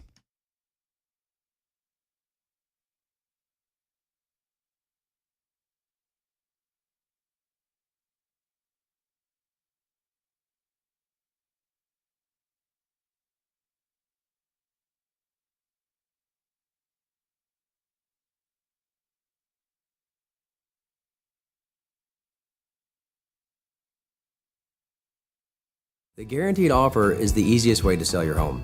It's really simple. We bring you an all-cash offer. You close in as little as 21 days. No home inspections, no lockboxes, no open houses. Go to markspain.com to get a guaranteed offer and start packing.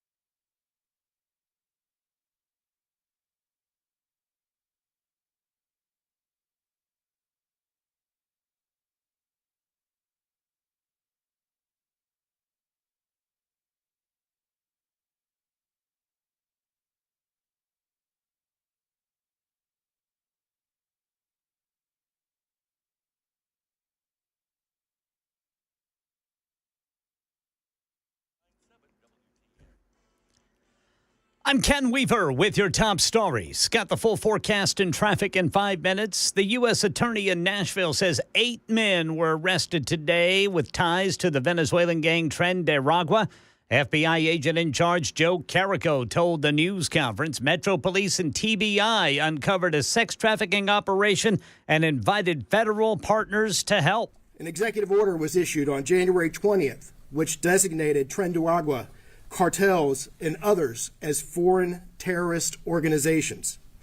The FBI, along with our federal, state, and local partners, will pursue these investigations jointly to address the safety of our communities and tackle this threat. Authorities say these men tricked Central American women into thinking they'd get them into the U.S. safely, but they were forced into commercial sex acts at hotels instead. And in addition to today's arrests, work continues to uncover more victims.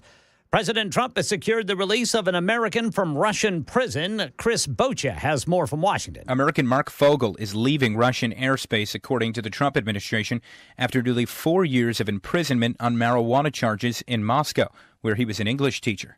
The White House said Russia and the U.S. agreed to an exchange involving Fogel without detailing the terms.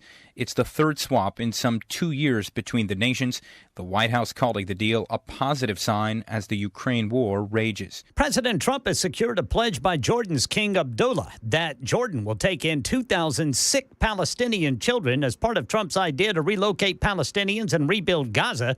Trump says it's a beautiful gesture. And we'll be working on the rest with Egypt. I think you're going to see some great progress. I think with Jordan, you're going to see some great progress. 3 of us, and we'll have some others helping, and we're going to have some others at a very high level helping, and the whole thing will come. It's not a complex thing to do. Meanwhile, Trump warning Hamas not to delay releasing hostages. Saturday at 12 o'clock, and if they're not here, all hell is going to break out. And Israeli Prime Minister Netanyahu echoing that sentiment. Canned tuna sold at Trader Joe's, Costco, Walmart, Publix, and Kroger in Tennessee and other states under voluntary recall due to risk of death from botulism. You look for the brand names Genova, Van Camp's, Trader Joe's, and H-E-B and return them for a full refund or just throw them away. Egg prices set to go higher rather than lower? Egg prices could go up another 20% this year, according to the Department of Agriculture. And because of the life cycle of hens, it would likely be another 6 months before new healthy flocks mature and prices stabilize. And that's assuming that there are no additional bird flu outbreaks. That's Matt Gutman reporting. And the latest news, traffic and weather next. I'm Ken Weaver, WTN News.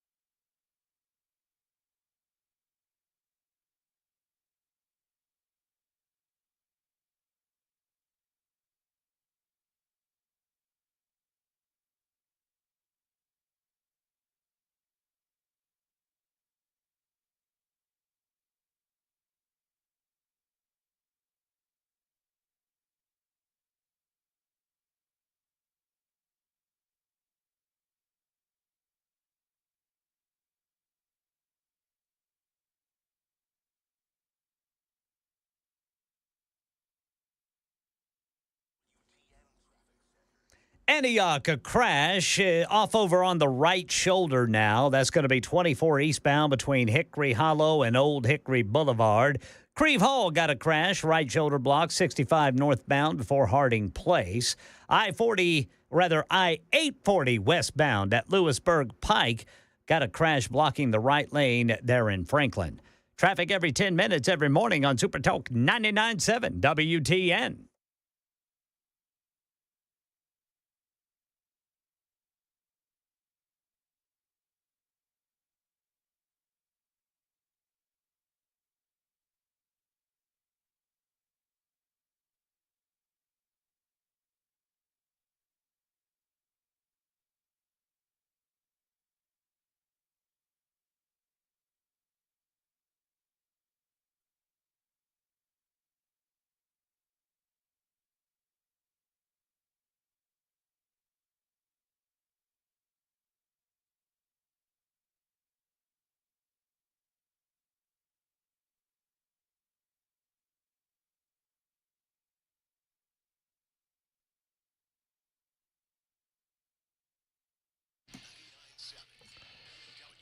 You know, I think I'm done with Costco. Anybody else done with Costco? I think I have to be done with Costco. Why is that, Brother Murphy? Well, I'm going to tell you, Ken Weaver.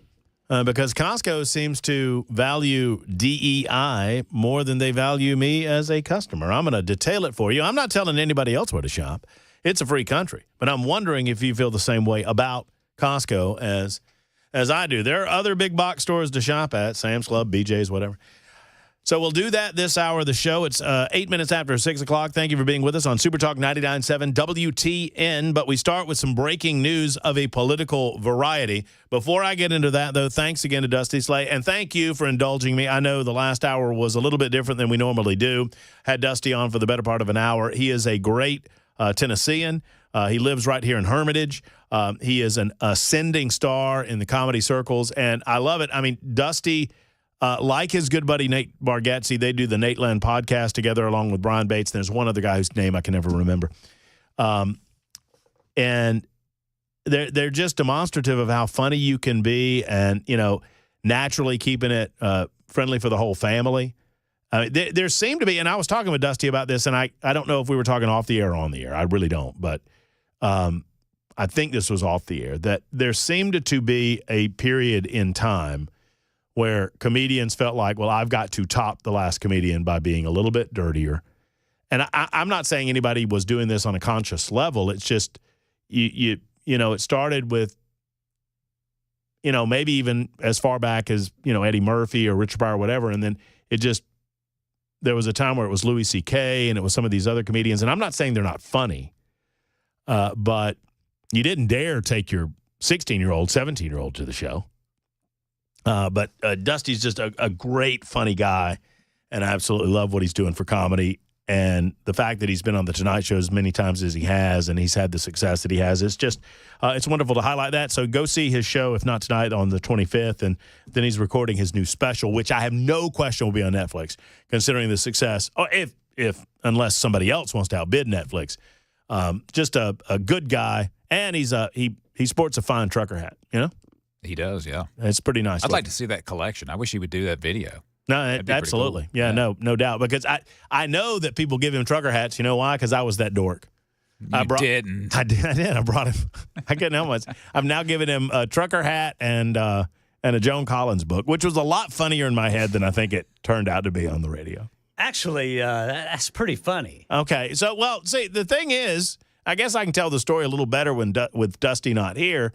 You know, Dusty was so kind to just invite me, and then I was picking on him, you know, because Clay Travis gave him a copy of Clay's book, which I will just say I thought was a little odd to do that at Dusty's premiere. Yeah, a little bit. You know what I mean? That kind of sounds like something Clay Travis would do. Yeah, I know, though. but God love you, Clay. I mean, I'm glad you wrote the book, and I hope it, you know, was a big success for you. And so, you know, Dusty mentioned it when he was on stage. And I'm like, oh, you know, Clay Travis gets a mention, but your boy Murphy, chopped liver, nothing. Yeah. And he goes, well, he gave me his book. He signed he gave me a book. And I thought, and I was like, I'm going to give him a book. I'll give him one of my books too. Well, I've not written it, but it was your book, right? I bought it. Yeah.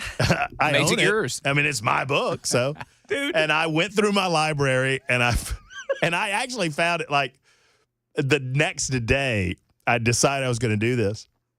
And I went through the library, and I found the weirdest book I owned, which was The Art of Living Well by Joan Collins. I've got questions. Why did you own that book? I don't know. Dude, I started looking her up. She did a movie that is called The Stud. Well, and it's just got her on the cover of it in negligee making out with some dude. All righty then. And I just thought Murphy had that book in his library. I did. Not the Stud book, but I mean a Joan Collins self-help book. Yeah, well, that's the funniest thing. This is like a Hollywood, how to put on your makeup, like how to dress glamorous. Oh yeah. Everybody can relate to this. How to attend a proper dinner party. That's the type of thing they're talking about in The Art of Living Well. And I open up the book and it says self-help. And I'm like, what? This is right beside the I Feel Depressed book. Yeah. There's a chapter in that says, if you feel low, go buy yourself something nice. Diamonds. Some diamonds. Some nice diamonds. Maybe a nice dress. That's all you got to do. Go on a vacation. You'll feel so much. Yeah, go to the Caribbean. Why not? Get some new lingerie. Oh, or hey, how about a yacht? Buy yourself a yacht. If you don't feel like going out, have your driver go and fetch you something nice. It's like what was the guy's name? Robin Leach from the Lifestyles of Rich and Famous. Leach. Like Robin Leach, writing a financial book or something. You're like, what?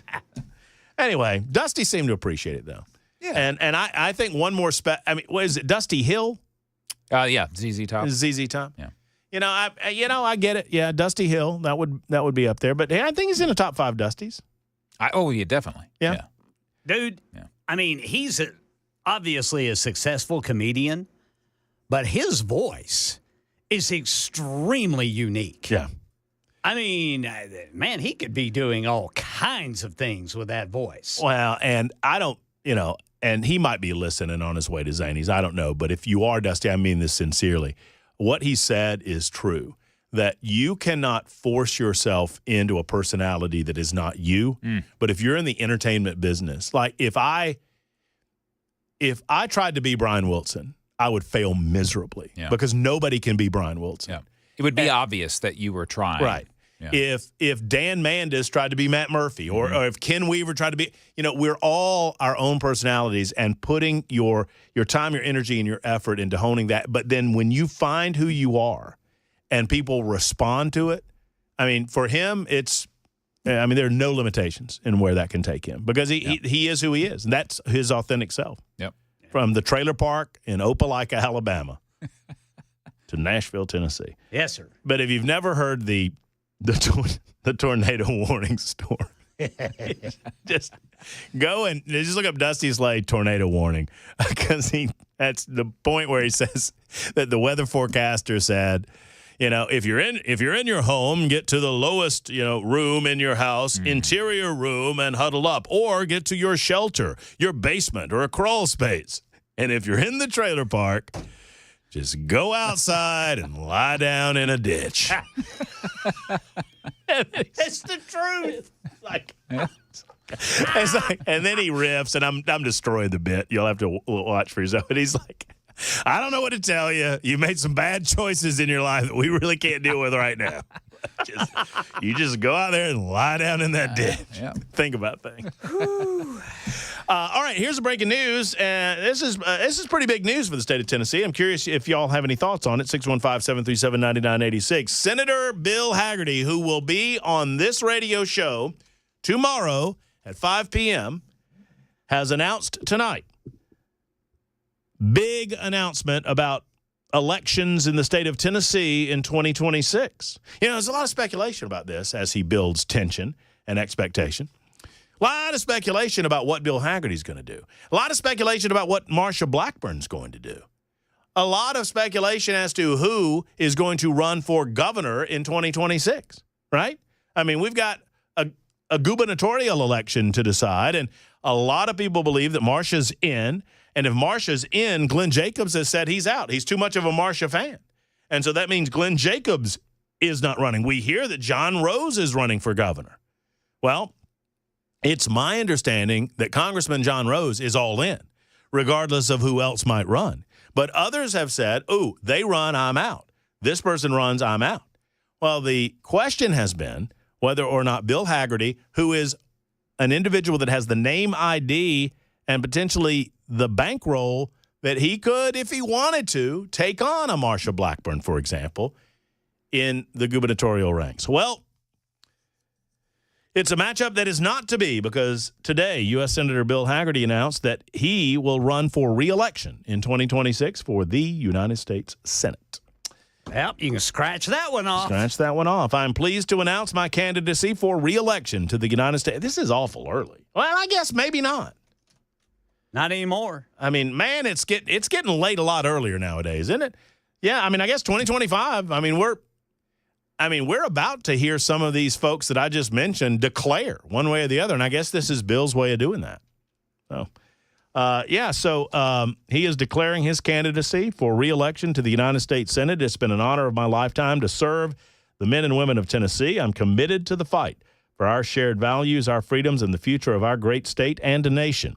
As a businessman, former U.S. ambassador to Japan, and now your senator, I've always put Tennessee first. During President Donald J. Trump's first term, I was honored to serve in his administration and witness firsthand the impact of his America First agenda.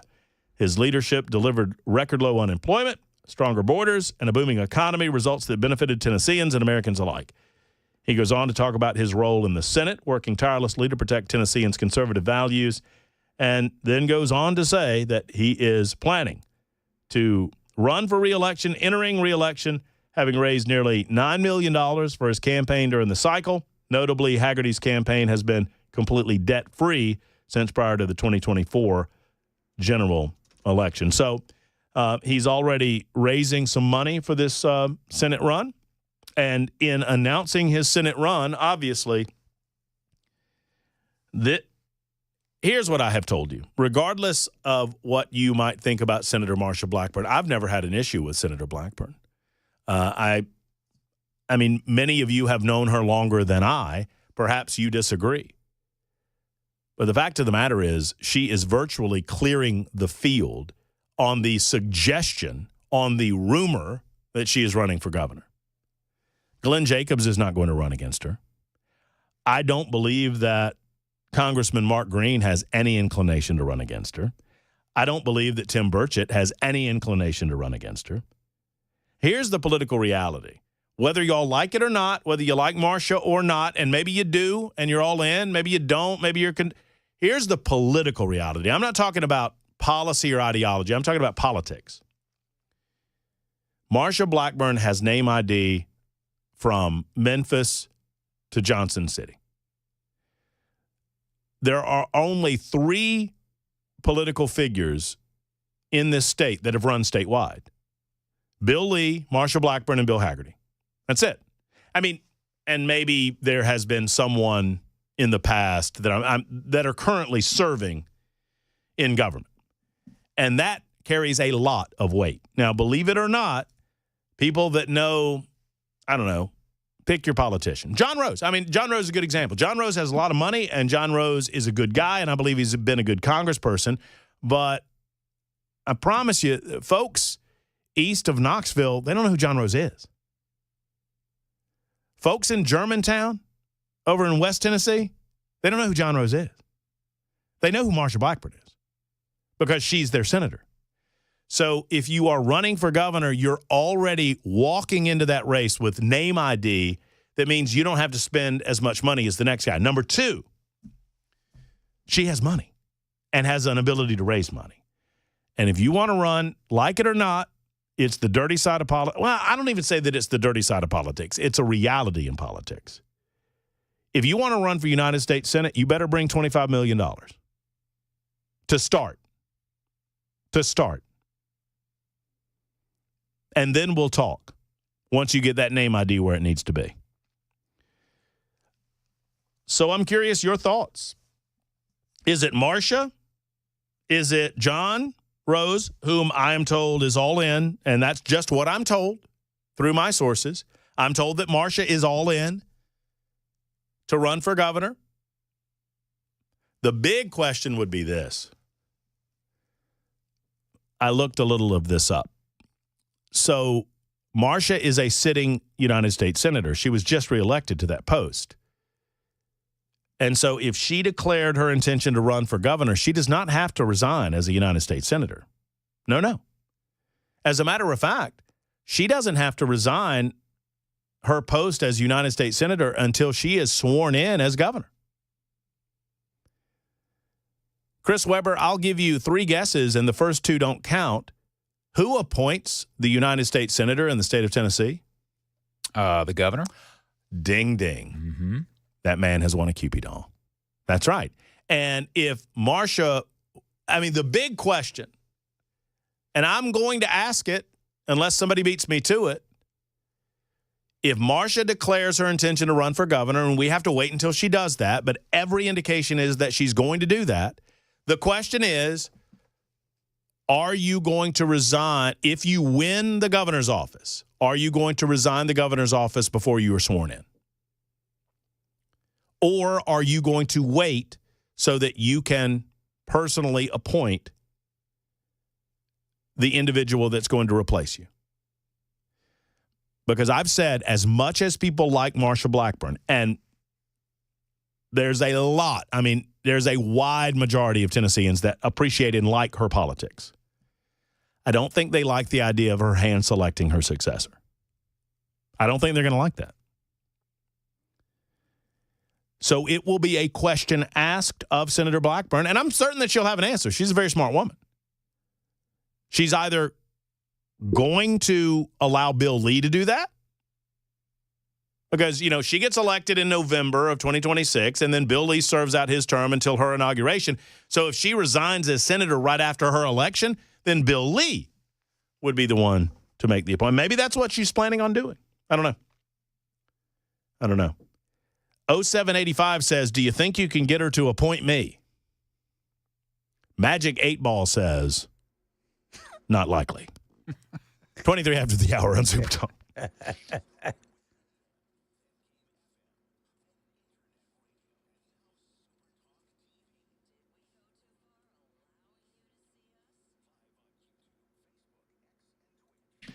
Hello, friends. It's Matt Murphy, and I want to talk to you for a moment about Eurofix. Aaron Stokes started Eurofix 26 years ago. It was a little shop in his backyard in the barn, and 26 years later, look at what they have become. The go-to premium European auto repair shop in Middle Tennessee, and it's not even close. There are a lot of diagnoses out there. There's a pill for everything, but it's not all diagnoses are accurate or right for you, and not all pills are good for you. You get a diagnosis for European auto repair, get a second opinion before you make a major decision, especially if you're somewhere that is not Eurofix. Life is too short to get stressed out or angry. Be happy. Go to Eurofix. At Eurofix, you get a free 15-minute no-wrench inspection with every estimate at every visit. Not a high-pressure sales tactic, just a diagnosis of what's going on with your car. At Eurofix, you get a 3-year nationwide warranty. At Eurofix, you get a free loaner car with every auto repair appointment. At Eurofix, you never pay dealer prices. Go to Franklin, 100 Oaks, Murfreesboro, Belmead, and now Mount Juliet. Call 844-EUROFIX, 844-EUROFIX, or visit myEurofix.com.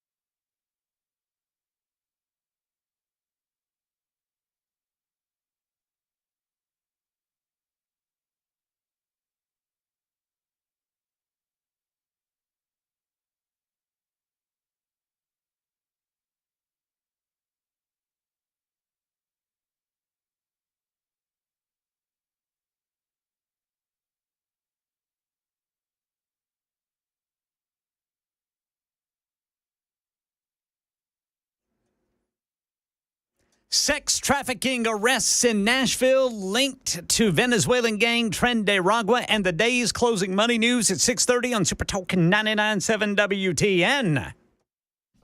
Thank you, Mr. Ken Weaver. 28 minutes after the hour. Super Talk 99.7 WTN. 9799 writes in. A lot of folks writing in on the Super Text line. We appreciate you. 615-737-9986. A great way to communicate with the show, and I always love your comments. You can also dial us up at 615-737-9986. I've been remiss on the phones. We had Dusty in for an hour, and obviously that took up the larger part of the drive home, but you're welcome to call in now. So 9799 says that's a hard no on Blackburn. I think she's been around long enough. She can collect Social Security and be done. I think 70 should be a cap. All right. I'm sorry. No. Go ahead, Ken. Who do you think, like, either she or Governor Lee would appoint? Glenn Jacobs. Gotcha. That's just – I don't know if that's I think that Marsha Blackburn and Glenn Jacobs are friends. Yeah. I think that Marsha Blackburn looks at Glenn Jacobs as a big force in Tennessee politics for the next 15 to 20 years. I think that Glenn Jacobs looked strongly at the possibility of running for governor of this state. And I think that Glenn Jacobs making it clear early on in this process that he is friends with Marsha, and if she should decide to run for governor, that he's out, would make him a top-tier candidate for her in terms of consideration. I'm not saying she's closing the door on anybody else, but I think that would be my first guess. As far as Governor Bill Lee goes, I don't know. I don't know where his inclinations might go. I think Bill Lee, given his background, some others know his background better than mine.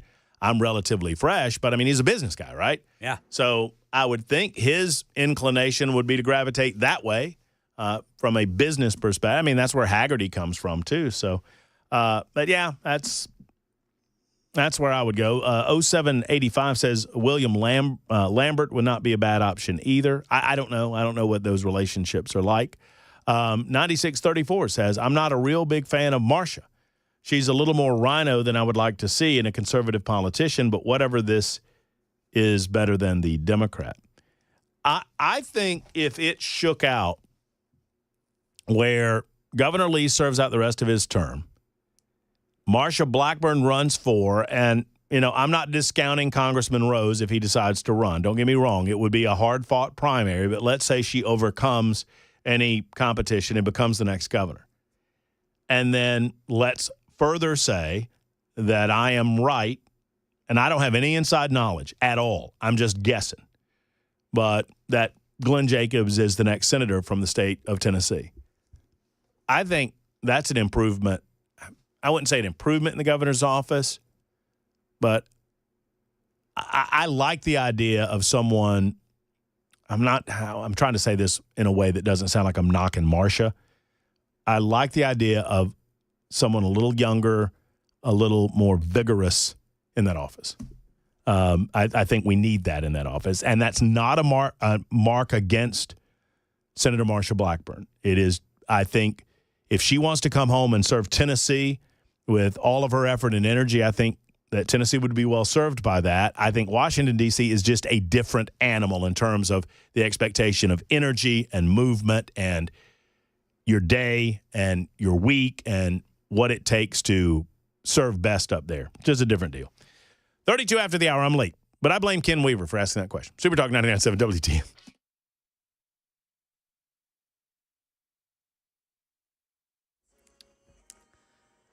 Got the full forecast and traffic in 5 minutes. And right now in Nashville, Metro Police Chief John Drake describing the suspects arrested today after a years-long sex trafficking investigation. One of the defendants is even identified as an enforcer who would stay with the victims in Nashville area hotels to ensure they did not flee and follow the rules.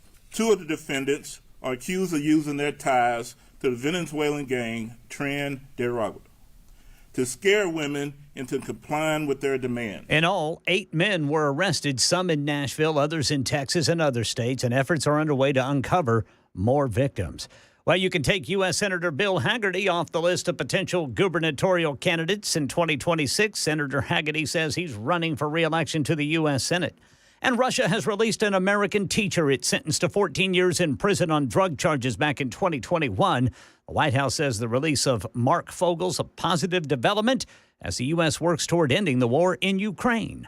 Money News, Chuck Severson. Well, mixed finish for stocks on Wall Street as investors digest Monday's tariff moves by President Trump, Tuesday's remarks from the Fed chairman, and the anticipation of the next round of inflation data. The Dow added 123 points. The Nasdaq was down 70. The S&P nearly even. In his opening remarks to the Senate Banking Committee, Federal Reserve Chair Jerome Powell told lawmakers that the Fed isn't in a rush to adjust interest rates again. The next inflation snapshot comes Wednesday when January's Consumer Price Index is released. Analysts predict inflation will be 2.8% compared to a year ago, slightly lower than last month's reading, but still above the Fed's 2% target. European Union Chief Ursula von der Leyen says U.S. tariffs on steel and aluminum will not go unanswered and will trigger tough countermeasures from the 27-nation bloc. Toyota recalling up to 106,000 Tacomas because mud or dirt may wear through brake hoses. That's the latest news. Traffic and weather next. I'm Ken Weaver, WTN News.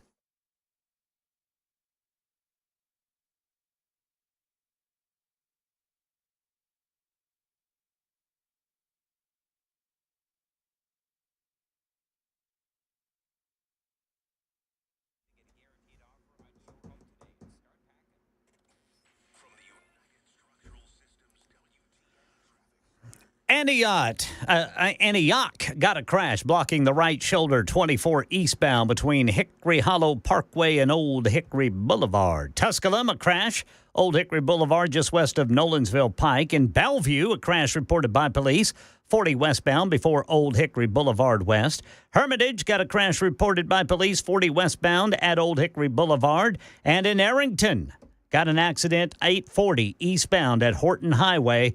A truck hauling a trailer became separated. No lane blockage reported.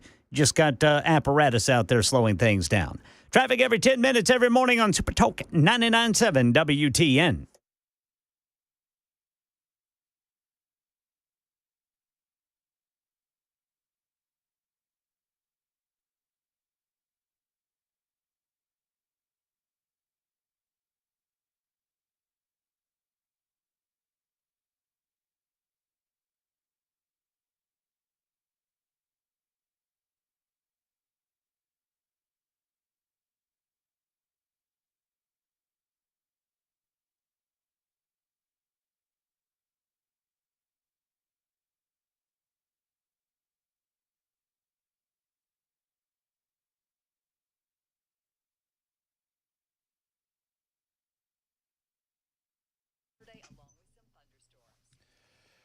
Hey, friends, it's Matt Murphy. Efficient Heating and Cooling is a company that you can trust with all of your heater or air conditioning needs. I mentioned air conditioning because, gosh, I mean, it was up to 70-something degrees just last week. Now, I know it's a little cooler now, so you probably have that heater on. But regardless of what you're running in your home, you want it to run as efficiently as possible. You want to make sure that you're not losing money in electric bills, and you want to make sure that it's going to run as long as possible. Jeff Eddy's here for all of those things. As a matter of fact, he's a great source for a second opinion. If you've called someone and they just knee-jerk reaction, say, oh, yeah, you need a new heater. You need a second opinion, right? Because you need to make sure that you're getting maximum life out of that unit. You don't want to waste money on the table. Now, when it comes time, it's time, and Jeff Eddy will tell you that as well. And if your unit is kaput and it needs replacing, they're an Elite Pro partner with Rheem, and Jeff and his team can recommend the right unit for you and your family. Never charging you over $125 for a maintenance call, and they never charge you overtime on evenings or weekend calls because they know your heating unit doesn't know what time it is when it goes out. I like to say if your heater's not ready, call Jeff Eddy and Efficient Heating and Cooling. 615-784-4424, 784-4424, or efficienthvac.net.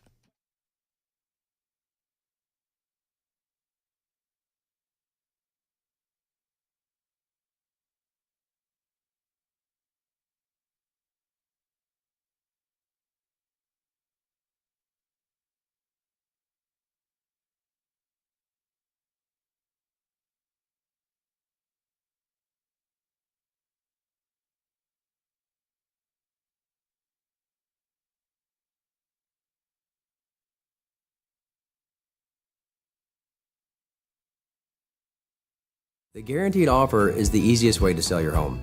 It's really simple. We bring you an all-cash offer. You close in as little as 21 days.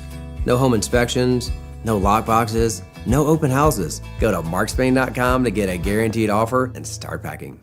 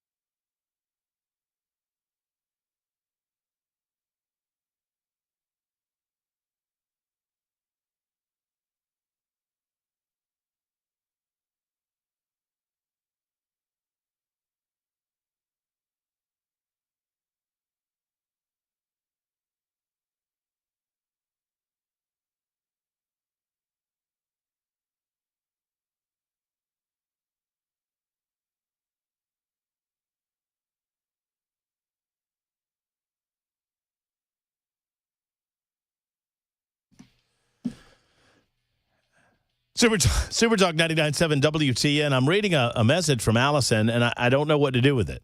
You know, one of those messages where you read about halfway through and you're feeling really good about the message, and then it takes a turn. You probably don't get as many of those, Weber. Yours are all sunshine. Weber's great. Weber's awesome. I get the hate mail. Well, you know, you kind of ask for it. That's true. Hey, Matt. Looking sharp in your Johnny Cash black. Oh, man. That's where it's going good, right? Yeah, I guess that shirt black. is black. Shirt's black, yeah. Looking sharp in your Johnny Cash black. You might want to move your neon LGBTQ pride flannel shirt from the other day to the back of the closet. That one was a little loud. What? I remember that, yeah. That's like a cowboy shirt. You talking about it's got pearl buttons on it. Kind of reminds me of, you remember my voice is going up like Dan Madness. You remember in Back to the Future Part 3 where Marty had to go back to the old West and he was in the 50s and he had to go buy some Western-looking clothes? That's kind of what that shirt reminded me of. It's the style, but not really something that would work. And I tell you, I knew it was a dangerous purchase when I made it. I bought that at Opry Mills Mall, and I was by myself, and I went in a store. They sold polo stuff, like, you know, the Polo brand of clothing. Yeah. And this was Polo's kind of version of a Western shirt, and it was on clearance. That didn't give you a clue? Well, yeah, give me a clue, Weber. I said I was standing there, but it was too good of a deal to pass up. It was a polo shirt for like $40, and they're normally like $100 and something or whatever. Yeah. And I'm like, $40. It's got snaps. Mm-hmm. It's got a Western feel to it. It makes a statement. I'm wearing it. Y'all can say whatever. I don't evaluate my manhood by the way that Weber looks at my clothes. Thank you very much. You're free to wear whatever you like. I'll wear it. You just need to tell me when you're not here. When you're on vacation. And fair enough. Yeah, that's fine. I didn't think it was that loud, really. It didn't offend me. It didn't bother me. But I did notice it. It was enough to where I did take notice, and I thought, that's an interesting choice. Well, I get that. Well, I've taken notice, speaking of, good segue here, Costco. Apparently Costco doesn't want my business. Apparently they don't, and that's fine. Look, businesses make decisions every day, and I make decisions as a consumer. And even more and more, we are privy to some of these decision-making processes by these businesses. And I thank, our good friend, Robbie Starbuck, who's made multiple appearances on the show. Look, I appreciate the fact that we have knowledge of some of the inner workings of said businesses, and now that we do, they have to respond accordingly. Well, Starbucks has done great service in eliminating a lot of these DEI programs and policies out of, big-time businesses that you know and recognize, like Walmart/Sam's Club, Harley-Davidson, John Deere, Ford, on and on it goes. Well, Costco's CEO and several executives affiliated with a Washington business group dedicated to advancing, quote, racial equity. That's an important word in this conversation. Racial equity for Black Washingtonians, showcasing just how deeply committed the grocery wholesaler is to DEI, diversity, equity, inclusion, as it faces mounting pressure from investors to drop the controversial programs. Washington Employers for Race Equity is a group that brings together local business leaders ranging from Costco CEO Ron Vacris to Microsoft President Brad Smith in order to support Black Washingtonians and build a future rooted in equity for all. WERE, as it's known, that's Washington Employers for Racial Equity, have pledged to achieve a series of equity-related goals by the year 2030. Among those goals are racial quotas for their workforce, vowing to have the percentage of black employees mirror the percentage of working-age black people living in communities where the WERE members are doing business in, investing a combined $2 billion to support programs to support, quote, racial equity, increasing investment in black-owned business, and providing anti-bias training. All right, let's say that. Let's back this up. So I am fully in favor of inclusion for all, per the definition of that word. I am fully in favor of diversity, but not diversity for diversity's sake.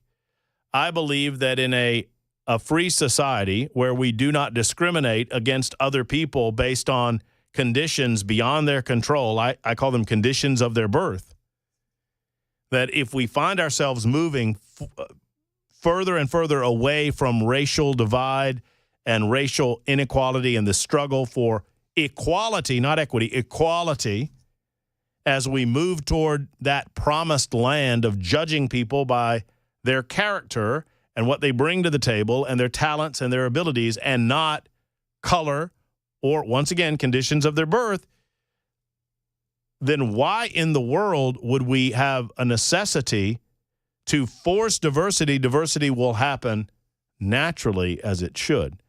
And then, so I'm breaking this down because a lot of my liberal friends have decided, you make them say the words, don't let them say that they're against DEI, make them say that they're against diversity, equity, and inclusion, which is a childish ninth grade debate argument. One is not the same as the other. The three words individually do not add up to what the program DEI adds up to collectively and what it has become. It has become a bludgeon of racial inequality. It has become a racist program in and of itself because racism is racism. And I understand that it went one way for a long way in this country, for a long time in this country. That is not lost on me. But it doesn't make it right to make it go another way. And that's where the equity portion of all of this comes in. Because these folks at Costco and these other organizations, they are not arguing for equality, which is a noble thing to argue for. That we want to make sure that no matter who you are or where you come from, when you sit down for an interview at Costco or wherever it might be, that you're going to be treated with a sense of equality, equal to the other person that applied for the job. And beginning of that equal station, we're going to judge you according to, your experience, your education, your background, whatever, and then we're going to find the best candidate for the job. That's about income. Equality is about input. Equity is about outcome and output, meaning that no matter what you put in, no matter what you give, no matter how hard you work, no matter what your effort is, no matter what your talents might be, that your outcome is going to be the same as their outcome and their outcome and their outcome. No matter how hard you work. Equity is a socialist evil, and it should be treated as such. Because equity does not account for the individual.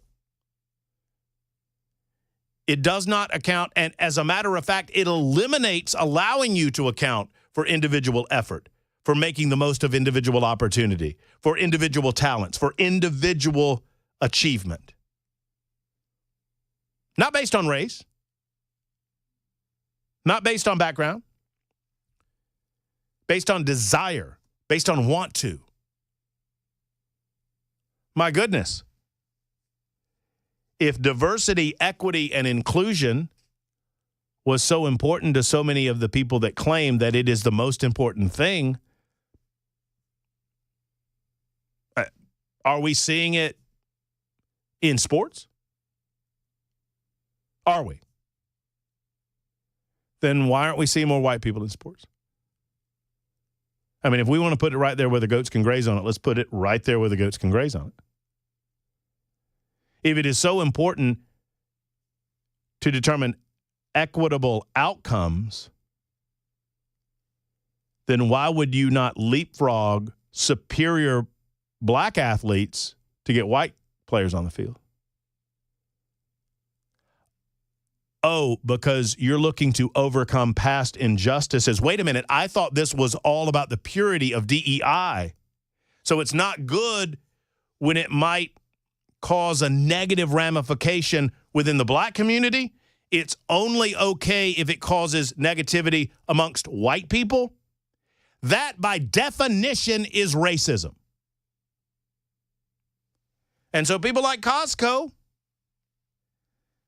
you know, you get to run your business the way you want to run your business, and I get to make decisions about where I spend my money. And I've been a Costco member,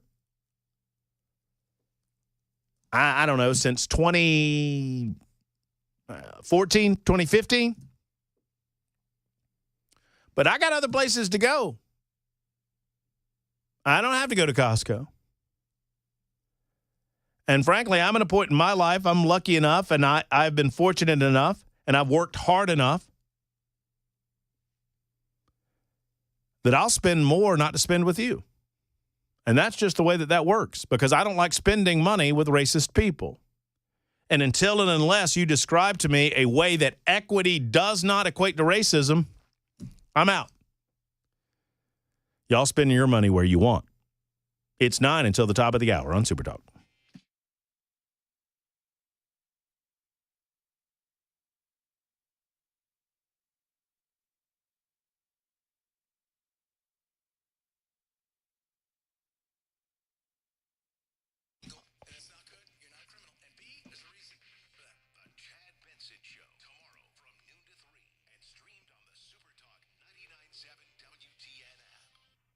Hello, friends. It's Matt Murphy, and I've got a couple of questions for you regarding your health insurance. How much did you pay last year? Do you know? If you don't know, you need to know. And Shane Ring at Cover Nash can let you know. Shane can tell you as early as tomorrow morning. Maybe not tonight. Well, I don't know. Maybe Shane's still at the office. A lot of times he's working late trying to get you the best health care coverage for the least amount of money possible. Cover Nash wants you to know how much you overspend on your health care plans. And Shane, he's not a call center. I mean, it's right there in the name, Cover Nash. He's right here, local to our community. I've been to Shane's Brentwood office. I've watched him do his work. I've seen firsthand how much people can overpay for their health care plan and their health procedures. And it's unfortunate. It doesn't have to be that way. Call Shane.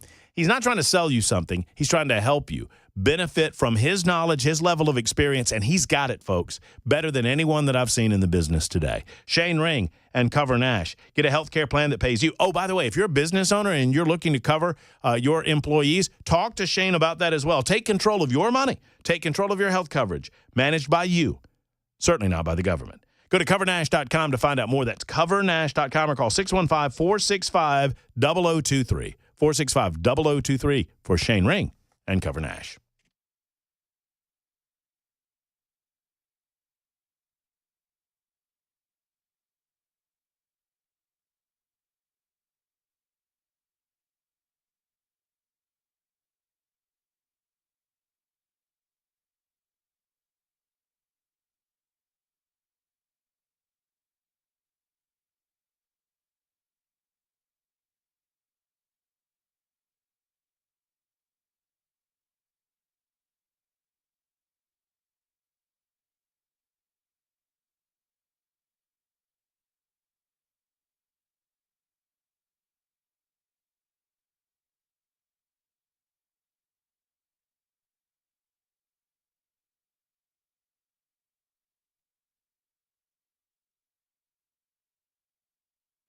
Hey, what's up, guys? It's Matt Murphy in the middle of downtown Franklin, Tennessee. We've talked so much about Savory Spice. I thought, why not show you the place? So let's go on in and see what's popping at Savory Spice. As I've always said, you will smell the spices even before you walk in. I can smell them right here in the doorway. Come on in and let's introduce you to the one and only Holly, who is the owner and proprietor of Savory Spice. Say hey, Holly. Hello, everyone. Now, enough about Holly. Let's talk about spicy and easy products like the incredible taco soup, which, as I said, you put this in a crock pot, you put all the ingredients that it tells you to buy right there, you put the spices in, and it's so easy. So if you don't know what you're doing around the kitchen, it's a perfect way to find your way around the kitchen, as is the Mediterranean dill risotto. Now, for the holidays, pumpkin pie spice. What doesn't it have, Holly? Pumpkin. It doesn't have any pumpkin in it. That's a fun fact for all of you kids out there. Now, if you stop by Savory Spice, either in the Franklin location or at L&L Market, you can get yourself a sample of the dill dip, which is my absolute favorite. Just tell them Matt Murphy sent you to Savory Spice with purchase now. So come by Franklin or L&L Market in Nashville and come see Holly and the entire crew at Savory Spice.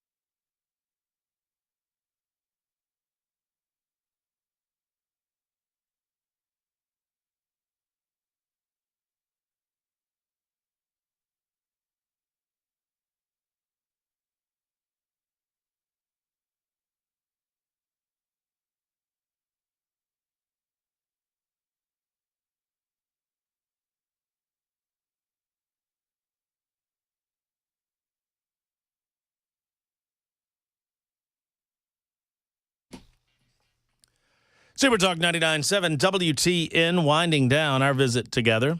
Thank you to our guest, Cameron Sexton, Speaker of the House of the Tennessee General Assembly. Great to hear from Cameron, his reaction to the State of the State address by Governor Bill Lee last night. We also heard from Dusty Slay. He stopped by in studio. Dusty, local comedian, obviously he's made a splash nationally. If you've not seen the Working Man Netflix special, it is worth the watch. Very, very funny. He's working on another special that will be recorded in Chattanooga a little bit later on this month, and then it takes a couple of months to shop these things around. I was interested. I didn't want to get too much into his business, but his special was very popular on Netflix. Most of stand-up comedians that make it on the platform, those are popular options for people on Netflix, and Dusty was no exception. I mean, I think it was the number one watch show on for a week or so after it came out. So I'm a little bit surprised that doesn't equate to another. We'll, once you do it, we're on board. We'll buy it. Instead, they're like, well, you do it, and then we'll let you know. We'll let you know. Yeah, well, that is kind of interesting. I mean, I guess that's just the way that the world works. Maybe work to his advantage, though. Like you said, like Hulu or Amazon may step up and go, hey, we'll give you a little more. Yeah, that's true. You never know. No question. No question. Let's see. What haven't we gotten to? Just a couple of stories that I want to get to before we go. Democrat California Governor Gavin Newsom approved $50 million in funding for legal battles against the Trump administration less than 24 hours after begging Donald Trump to help with state disaster relief. Special session discussions regarding the Trump-proof legislation began Jan 9. California lawmakers introduced a bill to spend up to $50 million to fund litigation against Donald Trump and his administration, not for specific things that they have done, for just anticipated things that they are going to do. In the meantime, in the midst of all of this, in the midst of Gavin Newsom approving this $50 million, he's on the phone begging Donald Trump for money. And to think, Donald Trump was nice enough that in the White House the other day, he did not refer to him as Gavin Newscum. He actually stopped himself and said, I almost said my nickname. I shouldn't do that. It's Gavin Newsom. I don't want to say my nickname. In the meantime, my favorite headline of the week so far has been from Babylon Bee, which it, typically is. Headline, Babylon Bee. Democrats uncovered devious billionaire plot to spend billions of dollars to buy social media company to get President Trump elected in order to access the Treasury database and steal Grandma's $695 security check. It's so true. Just a thought of the night. I'll leave you with this one. Can you imagine where we would be right now if Elon Musk had not bought Twitter? He overpaid.